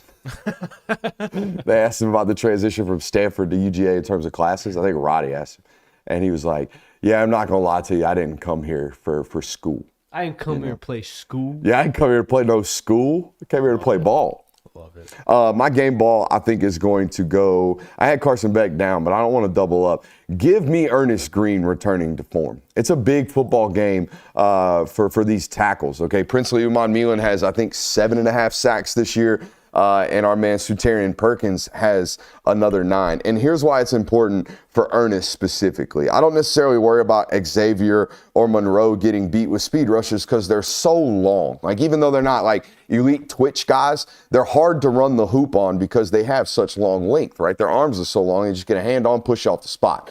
But Ernest doesn't have that God-given ability. He's not big, tall, long, okay? He has to play perfect in terms of technique. And this week, far more than any other that they've had this year, maybe outside of like Texas, okay? So this is a massive matchup for Ernest Green, and I think he shows to form or plays to form like he did last year, man. I can't tell you how many times I would watch tape last year and just focus on 71 from a technician's standpoint. As a guy who loves offensive line play, Ernest was a great watch last year. It hasn't been as clean. He needs to be 100% clean this weekend. I think he gets back to it. Seemed like he had a pretty good game last week. Yes. I know PFF graded him out well. Did you know that Jared Wilson's the highest rated center in college football this year?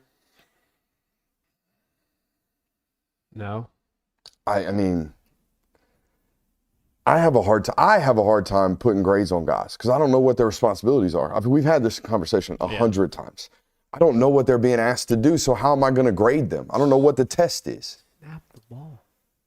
Snap the ball? That's the center's That's job. the grade? I mean, Good snap. I think he's played A+. well. I think he's played Bad really snap. well. F. That's the grade. Who's your defensive game ball going to?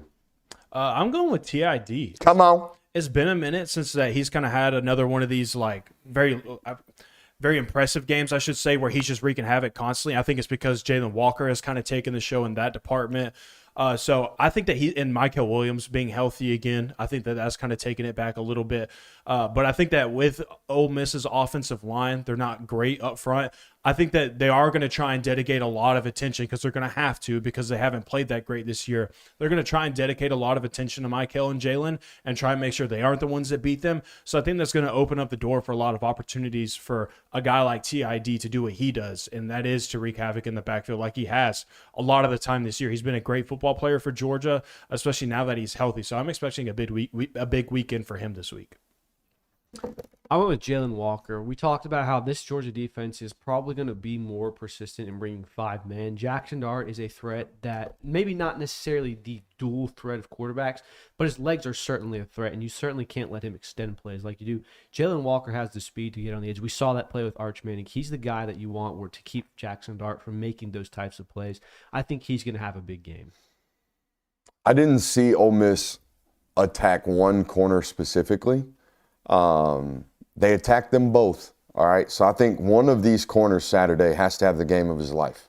I don't know who it's going to be against Texas. It seemed to be Dalen Everett, or as we call him around here, Jalen Kimber. Maybe it's Julian. What's been really weird, though, over the last several weeks, and I don't think we did a good enough job talking about this earlier in the week. Julian Humphrey started that game against Florida. And then Daniel Harris played like 75% of the snaps. The rotation's been hard to figure out.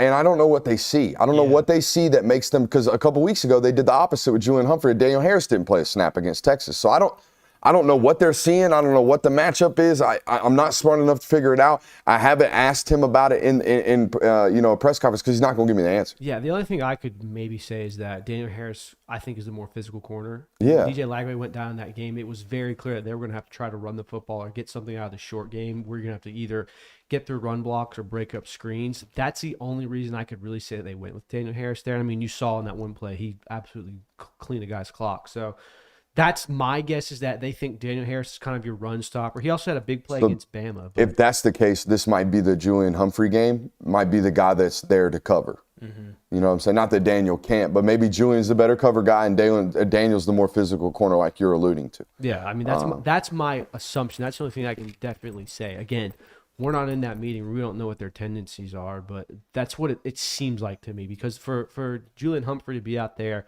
and then DJ Lagway to go down at about the quarter mark of that game, Daniel Harris immediately comes out. It felt like they were kind of anticipating Florida was going to try to run the ball or at least throw the rock quickly. So I'm going to put my tinfoil hat on right quick. let's hear it. All right. They had a really bad performance all around. Maybe not offensively, but against Mississippi State. Okay? Next week, just beat the brake drums off of Texas. Have a pretty bad performance, lackadaisical performance against Florida. You know what I'm saying? Is it one of those, hey, we're going to worry about maybe not the players, but maybe the additional support staff. Maybe the additional support staff is already maybe looking forward towards Ole Miss last weekend. Maybe that's why they weren't so cleaned up. You know what I'm saying? Yeah, it's Just a theory here. Well, I think, too, how your schedule is matched up.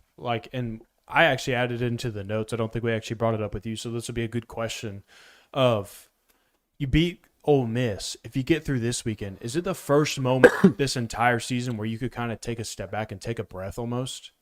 Because you got to this point with only one loss on your schedule. You got Tennessee, then UMass, and Georgia Tech. Yeah. We've said that 10-2 Georgia likely still going to be a playoff team. Do you think that this is a weekend where, obviously the coaching staff and the players aren't going to be like, oh, yeah, we finally made it. We're good now. We can just cruise. But, almost as a fan perspective. You take your breath after Tennessee and you enjoy those UMass and Georgia Tech football games. That's what you do. I think you can kind of take an exhale of, all right, let's gear up for the home stretch of this season after this game. Because they've been on the road a long time. They haven't played in Athens since September. They've been away from home for a long time. They've been on the road a long time. You went on the road for Texas. You had a bye week. You went on the road for Florida. You'll be on the road this week against Ole Miss. They have not played in front of a home crowd. So I think once you get past this set point, yes, absolutely, Tennessee is still a very much real threat to you. But you can kind of say, all right, this is the final quarter of our season where we can really lock in and hammer these games. I don't know if it's just okay, we made it. We made it to the mid-November. We can chill now. We can get ready for Tennessee. I think it's more, all right, let's get ready for this final stretch, and then maybe we can take an exhale once UMass and Georgia Tech come. All right, my man GT Killer 82 is spamming the chat with questions about Colby Young. Yes, I'm going to repeat what I said earlier. There has been an affidavit from the female that was involved in the incident that has relinquished Colby Young of any wrongdoing. Okay. However, the defense attorney in Clark County has not dropped the charges, has not dropped the case. He's still actively prosecuting the case. So, that being said, you can't do anything with this suspension right now until all the stuff in the courts are settled. All right. So that's that. I've also seen some stuff in the chat about Jordan Hall. Guys, who was it last year where I should know this because I was in the rooms writing the articles and my brain can't remember it. But about week 9 or week 10 last year, he told us that somebody was taking a medical red shirt. Was it TID? Was it TID? No, he came back against Florida and played. But I remember, I feel like it was TID. The only one that I remember from last year was Darius Smith had to take some time away from the team. I really do think it was TID. Okay, because we're getting to that point in the season where guys like, like Roger Robinson, right?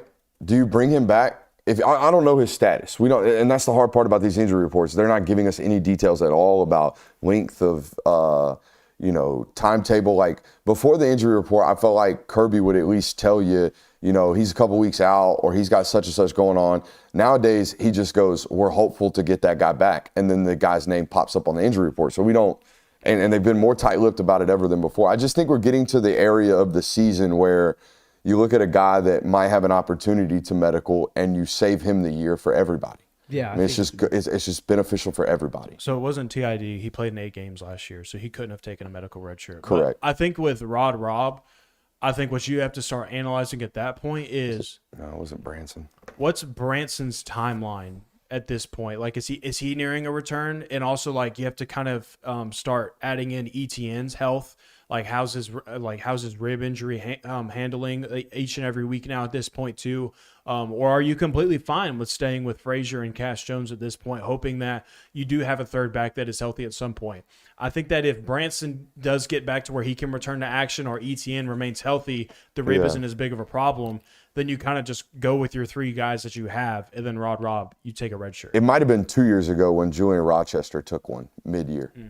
So I can't remember. But they've done this before where it's like midway through the year, maybe at a position of depth where they're like, you know what? Let's just save the year for you and extend your career a little bit. It's just a thought process. I'm not saying it's happening. I'm just saying I would be having these discussions, particularly if I'm the kid's agent. If I'm the kid's agent, I'm like, hey, look, why don't we save this year of eligibility? We might need it, that type of deal. Should we get into map it out? We haven't done coaching game balls. Yeah, we have. I'm slacking today. I think it's got to be Glenn Schumann this weekend. If Georgia wins, I think it's most of the reasons because their defense was so well prepared. Yeah, I mean, Glenn Schumann's the overarching answer on the defense, so that's definitely a good one. I went with Trey Scott because if you can, one, stop the run, we've seen Ole Miss might be able to do that against them. You can stop the run and then consistently pressure Jackson Dart and make him force bad throws. That's a win for you. Your defensive line can win you this game. And again, it always can, but I think Trey Scott's going to emerge as the defensive or the game ball coach for here. I'm taking Mike Bobo, and I'm tying it into 2 because he is involved with Carson Beck so much. I'm taking this one as a game ball for both Mike Bobo, hence, therefore, Carson Beck is going to have a good day on Saturday as well. I thought he did a great job in the second half, especially when you come back in the second half. Carson throws another interception.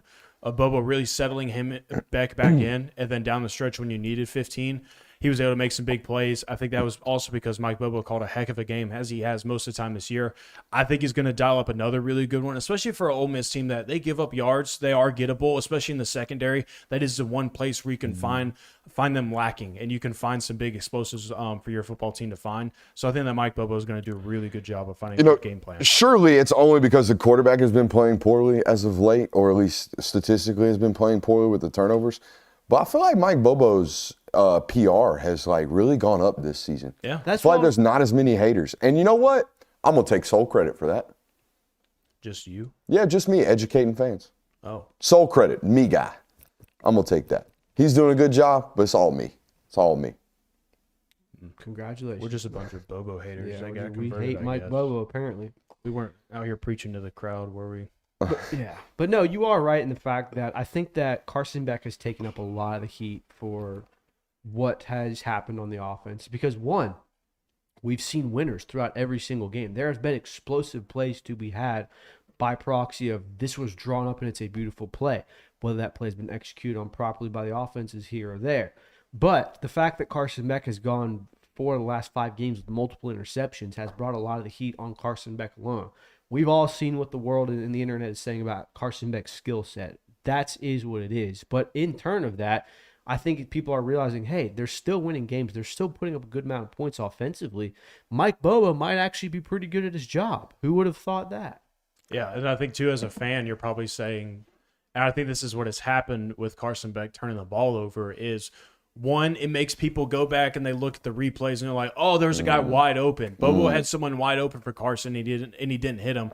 But then also in the inverse, you're saying we were moving the ball so well until Beck turned it over, therefore saying we would have put up so many more points if Beck wasn't turning the ball over. And you probably beat the crap out of Florida, and you probably beat the crap out of Texas even more than you did if you didn't have those turnovers as well. So I think that's kind of what's created this other side of the conversation of Bobo of Beck's turning the ball over, but Bobo's doing a good job. If he just stays in the system, we're good. All right, before we get into map it out in my final prediction, did you guys see the news today about the 85 scholarship limit? I did. All right, so some of college football has been projected to go to 105 scholarships and eliminating the walk-ons. The SEC, I think, voted unanimously to keep the 85 and the 25 and the additional 20 spots on the roster up to 105 for walk-ons. So you'll have 85 scholarship players and 20 additional walk-ons. I developed a take mid-show about this. There's a reason why SEC coaches want walk-ons, and do you know why? Cheap. Not necessarily cheap. Better story, for my opinion. Better stories are great, but there's a real answer here. Because that way you're going to stop a group of 5 schools from poaching your potential good players. Scholarship guys transfer when they don't play. Walk-ons do not. I need practice bodies. That's what I need. I need player 86 through 105, for lack of a better term. And walk-ons will tell you, I need hitting dummies, man. I hate to say this, but I need bodies. That's what I need. I need bodies that will never leave. They're here because they love this place. All right? Scholarship guy 86 through 105 is going to Middle Tennessee State for another scholarship when he doesn't play. The walk-on's not. He's going to stay there on special teams kickoff and get his face ran through for 4 years because he likes it. Okay, he loves the part of being the G. All right, he likes that stuff. So scout team guys got to stick around. They're the lifeblood of practice at some of these universities. I think it's good that you bring this up because I actually saw a video today on TikTok from Miles Thornton, I believe his name is. He's a walk-on wide receiver, I think, for Georgia. And he was actually talking about this, not the scholarship limit or anything like this, but he was just talking about what walk-ons go through at Georgia. And he's like, when you choose to walk on at Georgia, like you're told the deal and you know what the deal is. You're coming here and you're here to help this university. And he's like, and the thing too at Georgia is like every walk on is good. Like you go to some other spot, like these aren't typical walk ons that you see at a lot of other football programs. Like you're putting in a lot of work and you're putting in a lot of work to help your teammates and because you love this place. That's what you're signing up for. Yeah, not to mention that when a walk on kind of emerges and comes out of the ashes of the basement of being on the team. It's a great story. Everyone loves the Stetson Bennett story. Everyone loves the Dan Jackson story. There's millions of these stories, not millions, but there's a bunch of these stories, and it's mostly within the SEC of, the walk-on guy earns his stripes, pays his dues all the way through, and then by the time he's in his 3rd and 4th and 5th year sometimes, he's a bona fide star for this team. Like Dan Jackson is one of the most consistent safeties Georgia has had since Kirby Smart's been a coach there. Jones. So, yeah, Cash Jones, guys like that where it's I mean, we all know the legend of Stetson Bennett, but it's a much better story. I thought you were going with the legend of Prather Hudson. Prather Hudson was legendary for a different reason. This is the OG walk-on right there. Yeah, he was. Special teams matter. On staff now. Yeah, he is. That's right. Damn good dog. You play there long enough, you come back and coach. But he left. He left for better greener pastures and He playing was time. getting some PT at Illinois, right? Yeah, he did. So, I mean, I think you spend a good amount of time at Georgia, and then you come back. You want to help them more. Yeah, you sign up for that slave labor. I think you get the DGD label. Yeah. You made it look like that's what being a GA at Georgia is, by the way. You're working like 110 hours for very little money. It's probably really hard and thankless work. You're right. Maybe not. You're right. You're right. Cheap labor. Some of that cheap labor. That's it. Yeah, you're right. Good correction there. Let's map it out. Liable to change rapidly and unpredictably. That is the definition of the word volatile, boys. And that, in my opinion, is the definition of how this football game is going to go. Ole Miss is used to playing this brand of offense. They're an explosive unit that can strike at any moment, while also being a unit that at any moment and any drive could be facing a 3rd and 17. They are very, very up and down. They always have been since Lane Kiffin's been there. They're very used to playing this style of football. Georgia, on the other hand, has been volatile on the offensive side of the football, and that is not something they are used to. Volatile, particularly in the area of turnovers, as you guys have has been well documented recently. I think Georgia's offense ultimately returns to form this weekend. I think there are certain vulnerabilities in that run game for Ole Miss that I think Georgia can ultimately take advantage of. Most notably, I think Centurion Perkins is a tremendous pass rusher. However, on some early downs, they put this guy on the line of scrimmage. He's 6'2", 220 pounds.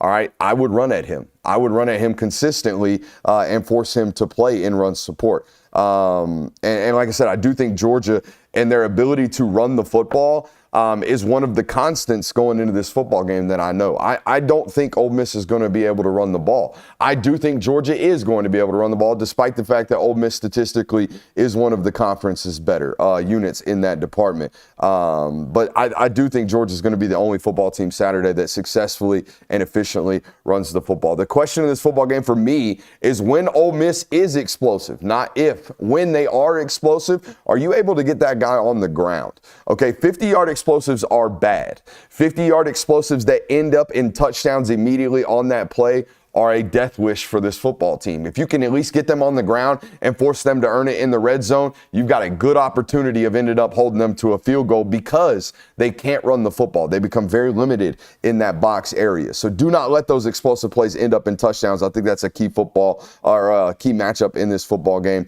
And I ultimately think this game for me boils down to singular matchups, one-on-one matchups. It's what it's going to come down to.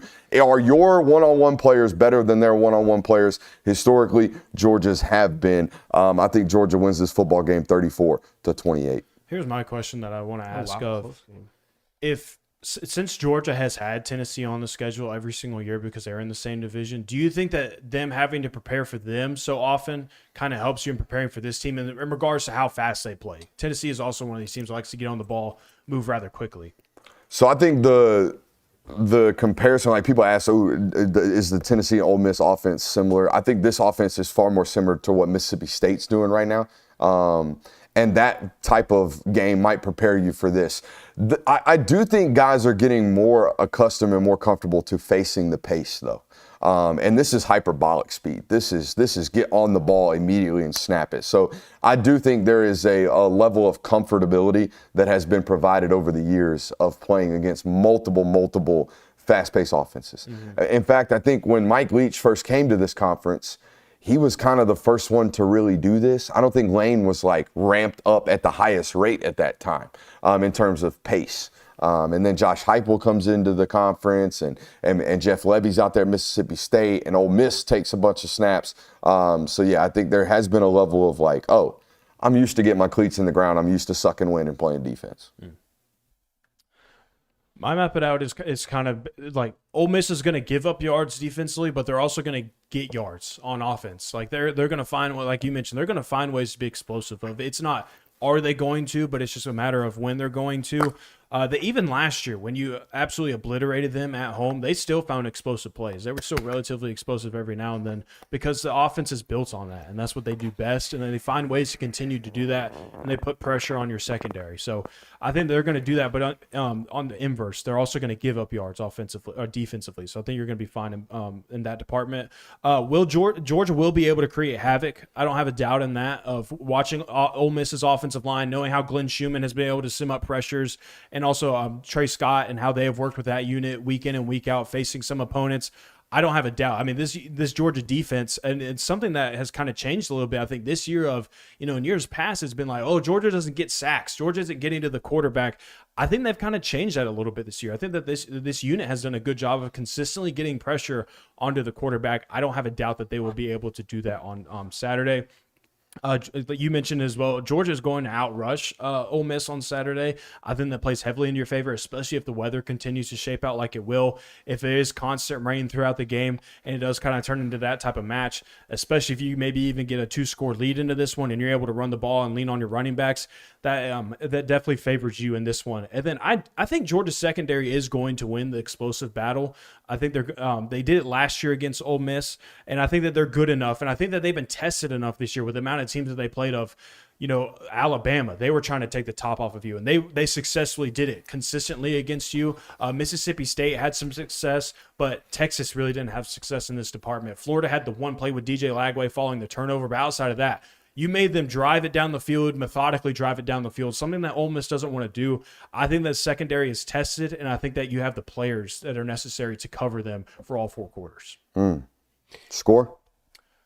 I'm sticking with the score I gave earlier in the week. I can't remember what it is. I think it's like 34-27, I believe. Similar to mine. I think mine was similar in that regard. I tried. It's hard to map out what this Georgia team is going to do because week in and week out, they're so inconsistent with the way they play. There's moments where they look great. They're like, oh, what? This is why we had this team as the number 1 in the country to start the year. There's moments when we go, oh, that's right. This is the same team that was down 28-0 in the first half of an Alabama game. It's been so hard to predict, lay out step by step how the game's going to go. I can tell you this, though.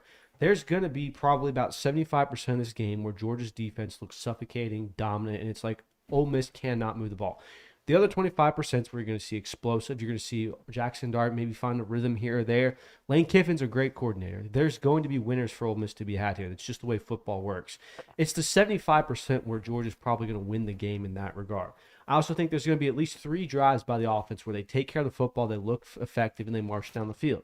Whether those end in touchdowns, field goals, or turnovers in the red zone, I don't really know. And there's probably going to be moments for the offense as well where fans go, oh, here we go again. This is where the wheels fall off. Because let's be fair, through 8 games this season, there has been at least one of those moments in every game. It's not to say I'm doubting the team. It's just the statistics have been what they are.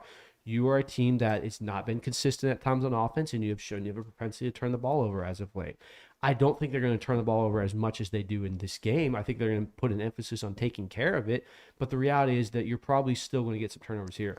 All in all, though, I do think that Georgia comes in. They have the talent advantage here. They're probably going to, like I said, put a lot of emphasis on taking care of the ball, and like we've all said all season, schemes don't really beat a Kirby Smart offense. It takes special players to do so, and I think that with the weather, the Georgia defense, and the scheme that Kirby Smart's going to draw up, Jackson Dart is not going to be able to be special enough to overcome a Georgia defense and a Georgia football team, even if they are at home. So I have Georgia winning this game somewhere like 33-24. So we all got it relatively close within 1 score. You got it 2 scores. I was just reminded, or just remembered rather, what I'm most looking forward to, considering I'm going to be on the field for this one. These 2 football coaches like and respect one another, but they sure do love to compete against one another. Yeah, they're like brothers. And they really love to shit talk one another. There was a moment last year in that early part of that football game where Quinshon Judkins rushes for like a 25-yard touchdown. Oh, yeah. And Lane Kiffin's running down the sideline and he hits it with a boom, mother. And he's looking over at the other sideline. Was a hold called on the play. And Kirby Smart does his little like mimicky. He like runs out of the field and he goes, boom, mother. And points it back the other way. I can't wait to watch these 2 go at it in terms of shit talking. Do you think Lane gives us any get your popcorn ready? Any type of? He's been relatively quiet this week in the media availability. I think he's gotten burned on those so many times and clowned for it. It's almost become a distraction for his team at this point that I think he's kind of waned off that. He still does his things. He'll still throw a clipboard on a big winner and all those things and run down the sideline and scream at the opposing coach, but I don't think he's going to do a pregame, get your popcorn ready type. Is this Kirby's best friend that's not on his staff? All of his best friends are on his staff, first of all. Is this his best coaching friend that's not on his staff? It does, doesn't it?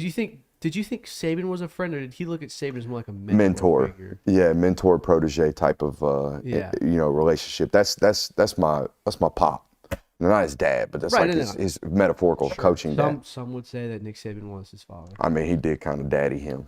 I do think it is important to kind of remember I should say. From last year after Georgia beat Ole Miss, Lane Kiffin went into his press conference and he said, we got to get them guys. We got to get better players. Like we are just not on the level that Georgia is. And it was this game last year that kind of pushed them into this strong effort on the transfer portal of we have got to get some dudes, especially on defense. Like, we've got to fix this issue because clearly there is a major talent gap between us and Georgia. And if we want to get to that level, if we want to compete at the level at Georgia, we have to get those types of players. So I think that this is going to be a good test. And did it pay off, Lane Kiffin? Did your efforts there pay off? Are you officially on that level? Like, did you take your money and purchase good players for your football team to do what you hoped that they could?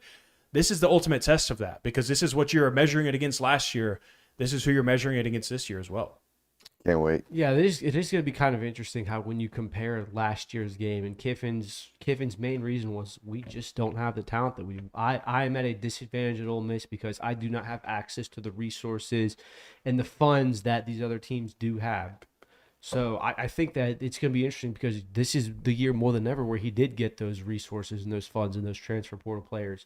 And you're already at a 2-loss team. So, I mean, if you get mollywopped by Georgia again, the only thing that can come back on it is now you. So, it's I don't think enough people are going to remember that Lane Kiffin had this discussion, so it's probably not going to blow up in his face. But it could be a bad look for you to say, hey, we don't have enough talent on our team. That's why we lost 52-17 last year. And then you turn around this year at home and you get beat just as bad. So, All right, boys, I got a game plan for you.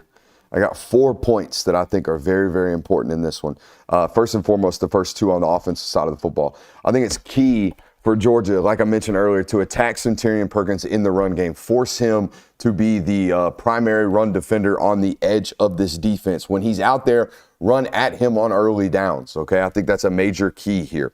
Handle their stunts in the run game. This football team creates so much havoc plays because they're doing a lot of stunting on the defensive line, right? They're moving a lot of gaps, shifting a lot of stuff. So when you're running inside zone a lot like Georgia does, when you run a lot of counter, okay, when we're down blocking or when we're blocking on angles, it makes it really difficult when guys are crossing our face or moving post-snap when we're not necessarily expecting them to. So you've got to be able to handle the twist and the stunts that this defense is ultimately going to bring you. On the defensive side of the football, I'm sending 5 all night. I talked about this yesterday. I'm sending 5 all night. I'm dropping 6 in coverage. I'm going to keep everything up underneath me from a pass game standpoint, but I'm going to pressure this offensive line to win their one-on-ones. If they want to take 70 snaps, we're giving you 70 one-on-ones at every single position, and we're going to win a lot of them, okay? I trust Georgia's front 6 to dominate this offensive line. The key is for Ole Miss offensively has been able to schematically hide those guys, whether it be getting deep shots up with quick game footwork, right? Just taking a quick drop and getting a lot of arc on the football and getting the ball out in space in one-on-ones, quick screen game, things like that. Most of the quick screen game against Georgia historically doesn't necessarily work. Team speed's just too much for Georgia. So I think they'll be able to do a good job limiting that, but can you create enough negative plays in those one-on-ones? And I think the key to stopping this Ole Miss run game is stopping Jackson Dart, particularly in quarterback draw situations. Let's go to the board. Okay, we're going to talk about this. I talked about this on the film study. The key to stopping Ole Miss's run game is limiting Jackson Dart's ability to run quarterback draw, okay? And they do a lot of it out of empty. They'll get into empty formation, okay? Put an X out here, put a Z, well, the Z's on the other side. We'll put the C over here, put a slot receiver right here, the Y, and the running back, all right, with the quarterback back here. Now, they will motion this running back or a wide receiver into the formation, and then they're running quarterback draw. Now, the reason I want you to stunt every single time you see an empty look is to cause problems with on this. You turn your mic on? Yeah, I'm unmuted. Should be able to hear me. All right, the problem, all right, and the reason I want you to create stunts in this matchup or on this matchup is we can't dedicate extra bodies to the box. We have to keep guys covering the pass, okay? So we're going to set up in a traditional 4-man front right here with a nose tackle and an end, a mic, and the will be extended out of the box because they are an empty, all right? So why I want you to stunt is because they're trying to hit that midline of that defense, all right? So if we create some type of havoc right here, have these 3 offensive linemen try to trade things off, we're inevitably going to crease or clog that middle of that defense, all right? And this is going to have to now bounce. That's what we want. We want Jackson Dart running east and west. We do not want him running north and south. I would be stunting against those empty looks because, like I said, I do believe they're trying to get into some type of quarterback draw. And if we don't have to dedicate extra bodies to the box when they are in empty, all right, we have a good chance of limiting their passing game out of those formations as well. I don't know why we would be having mic problems there. I definitely hit an unmute, so hopefully they heard me. They heard the back half of it. All right, maybe I didn't unmute. I thought I did. Hey, man, shit happens. All right, so that's my game plan.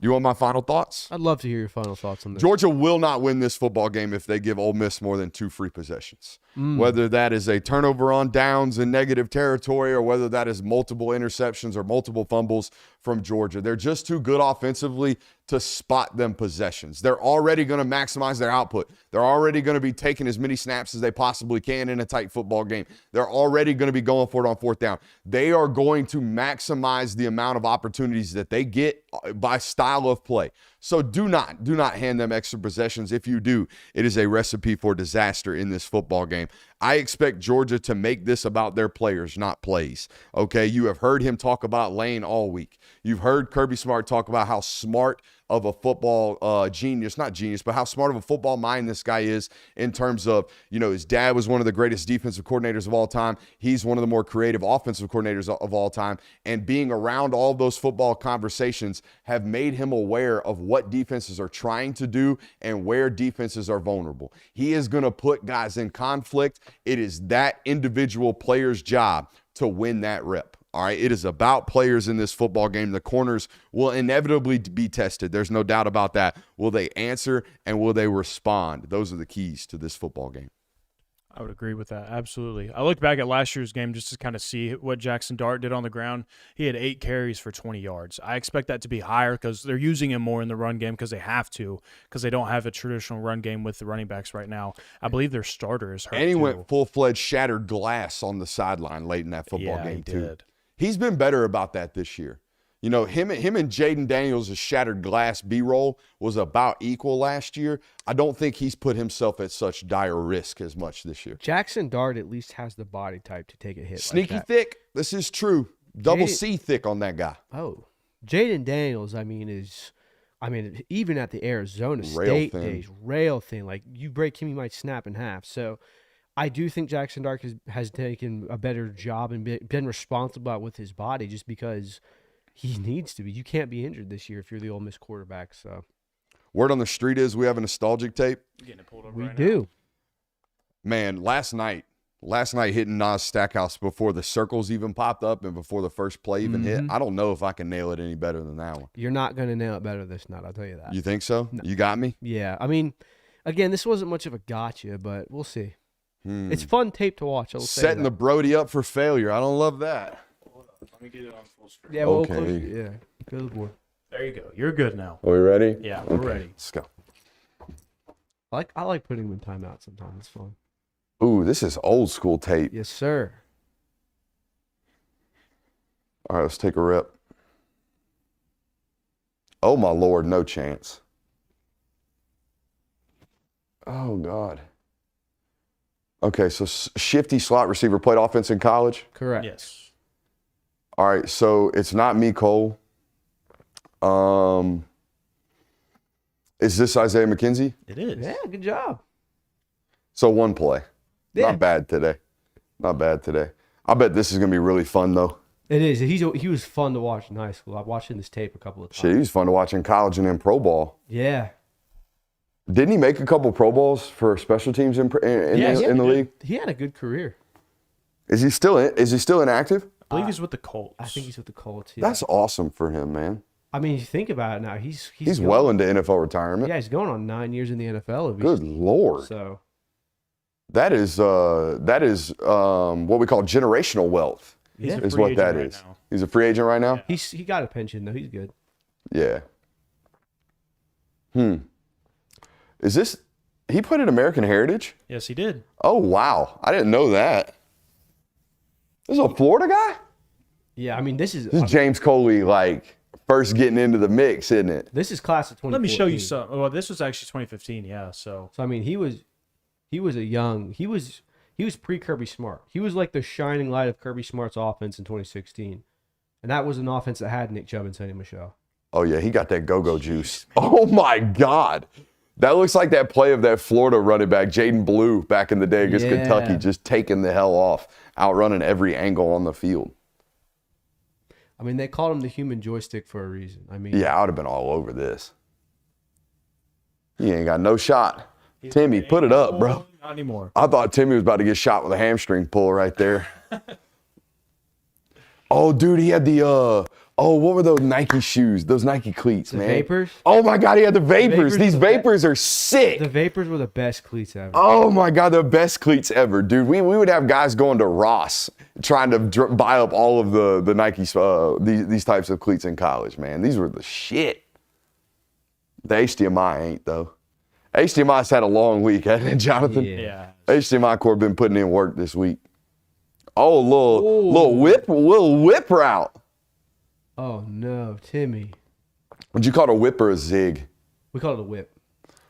I would imagine whip one way, zig the other. Mm-hmm. Whip inside, zig out. Zigs always were outside for us. Whips were inside. Little special teams action. I feel like this is what he was most known for at Georgia. Yeah, I mean, most known for in the league as well. True. That and then the Missouri catch in 2016. Yank. Oh. Yeah, that Get outta was here. clutch. Punters ain't got a chance. Love to see some punter crime. Love to see some punter crime.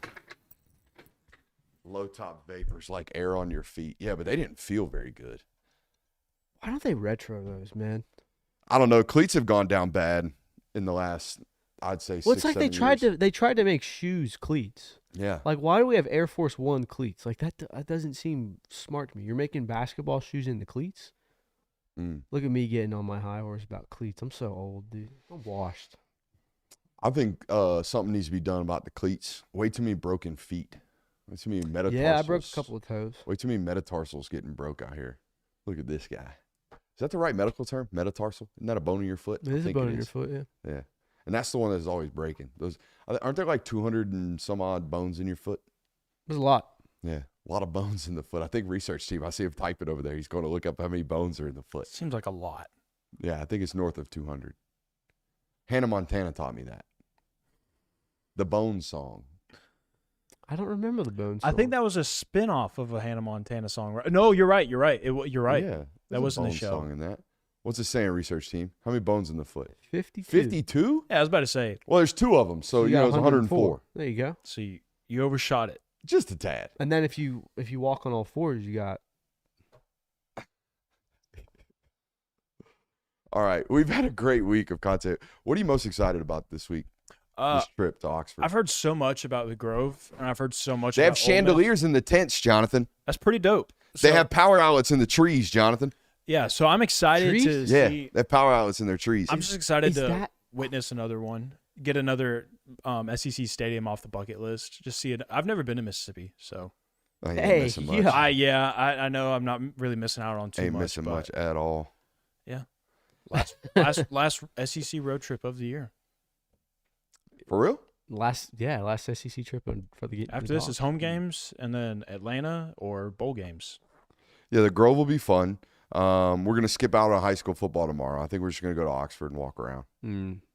Ooh, I'm jealous, man. I that just makes me think about Alabama that Friday night. How insane that was. Oh, my God. I know it won't be like that, Kirby. but dude, it was insane. Wow. The best people watching I've ever had on a Yeah. college football campus. This is debauchery. Like as soon as everywhere. we hopped out the truck and we had like a mile walk, I would Yeah, say. We I would walked say. like a mile. We walked completely down Fraternity Row, all past the sorority houses, everything. And it's just rave after rave after rave in the front lawns. And you walk down the sidewalk all the way to downtown. So you're just like engulfed in all of it. It was amazing. Just frat party after frat party. Hundreds and hundreds of people. We might have stuck out like a sore thumb, but it was Definitely. so much fun. Did y'all Definitely. go to the parties? Or you just walk by them? We No. just walk by them. Yeah. Say they let Too y'all old in. for That's that. it's impressive. Way too old for that. All Yeah. right. Appreciate you guys being here. Love you. We'll see you on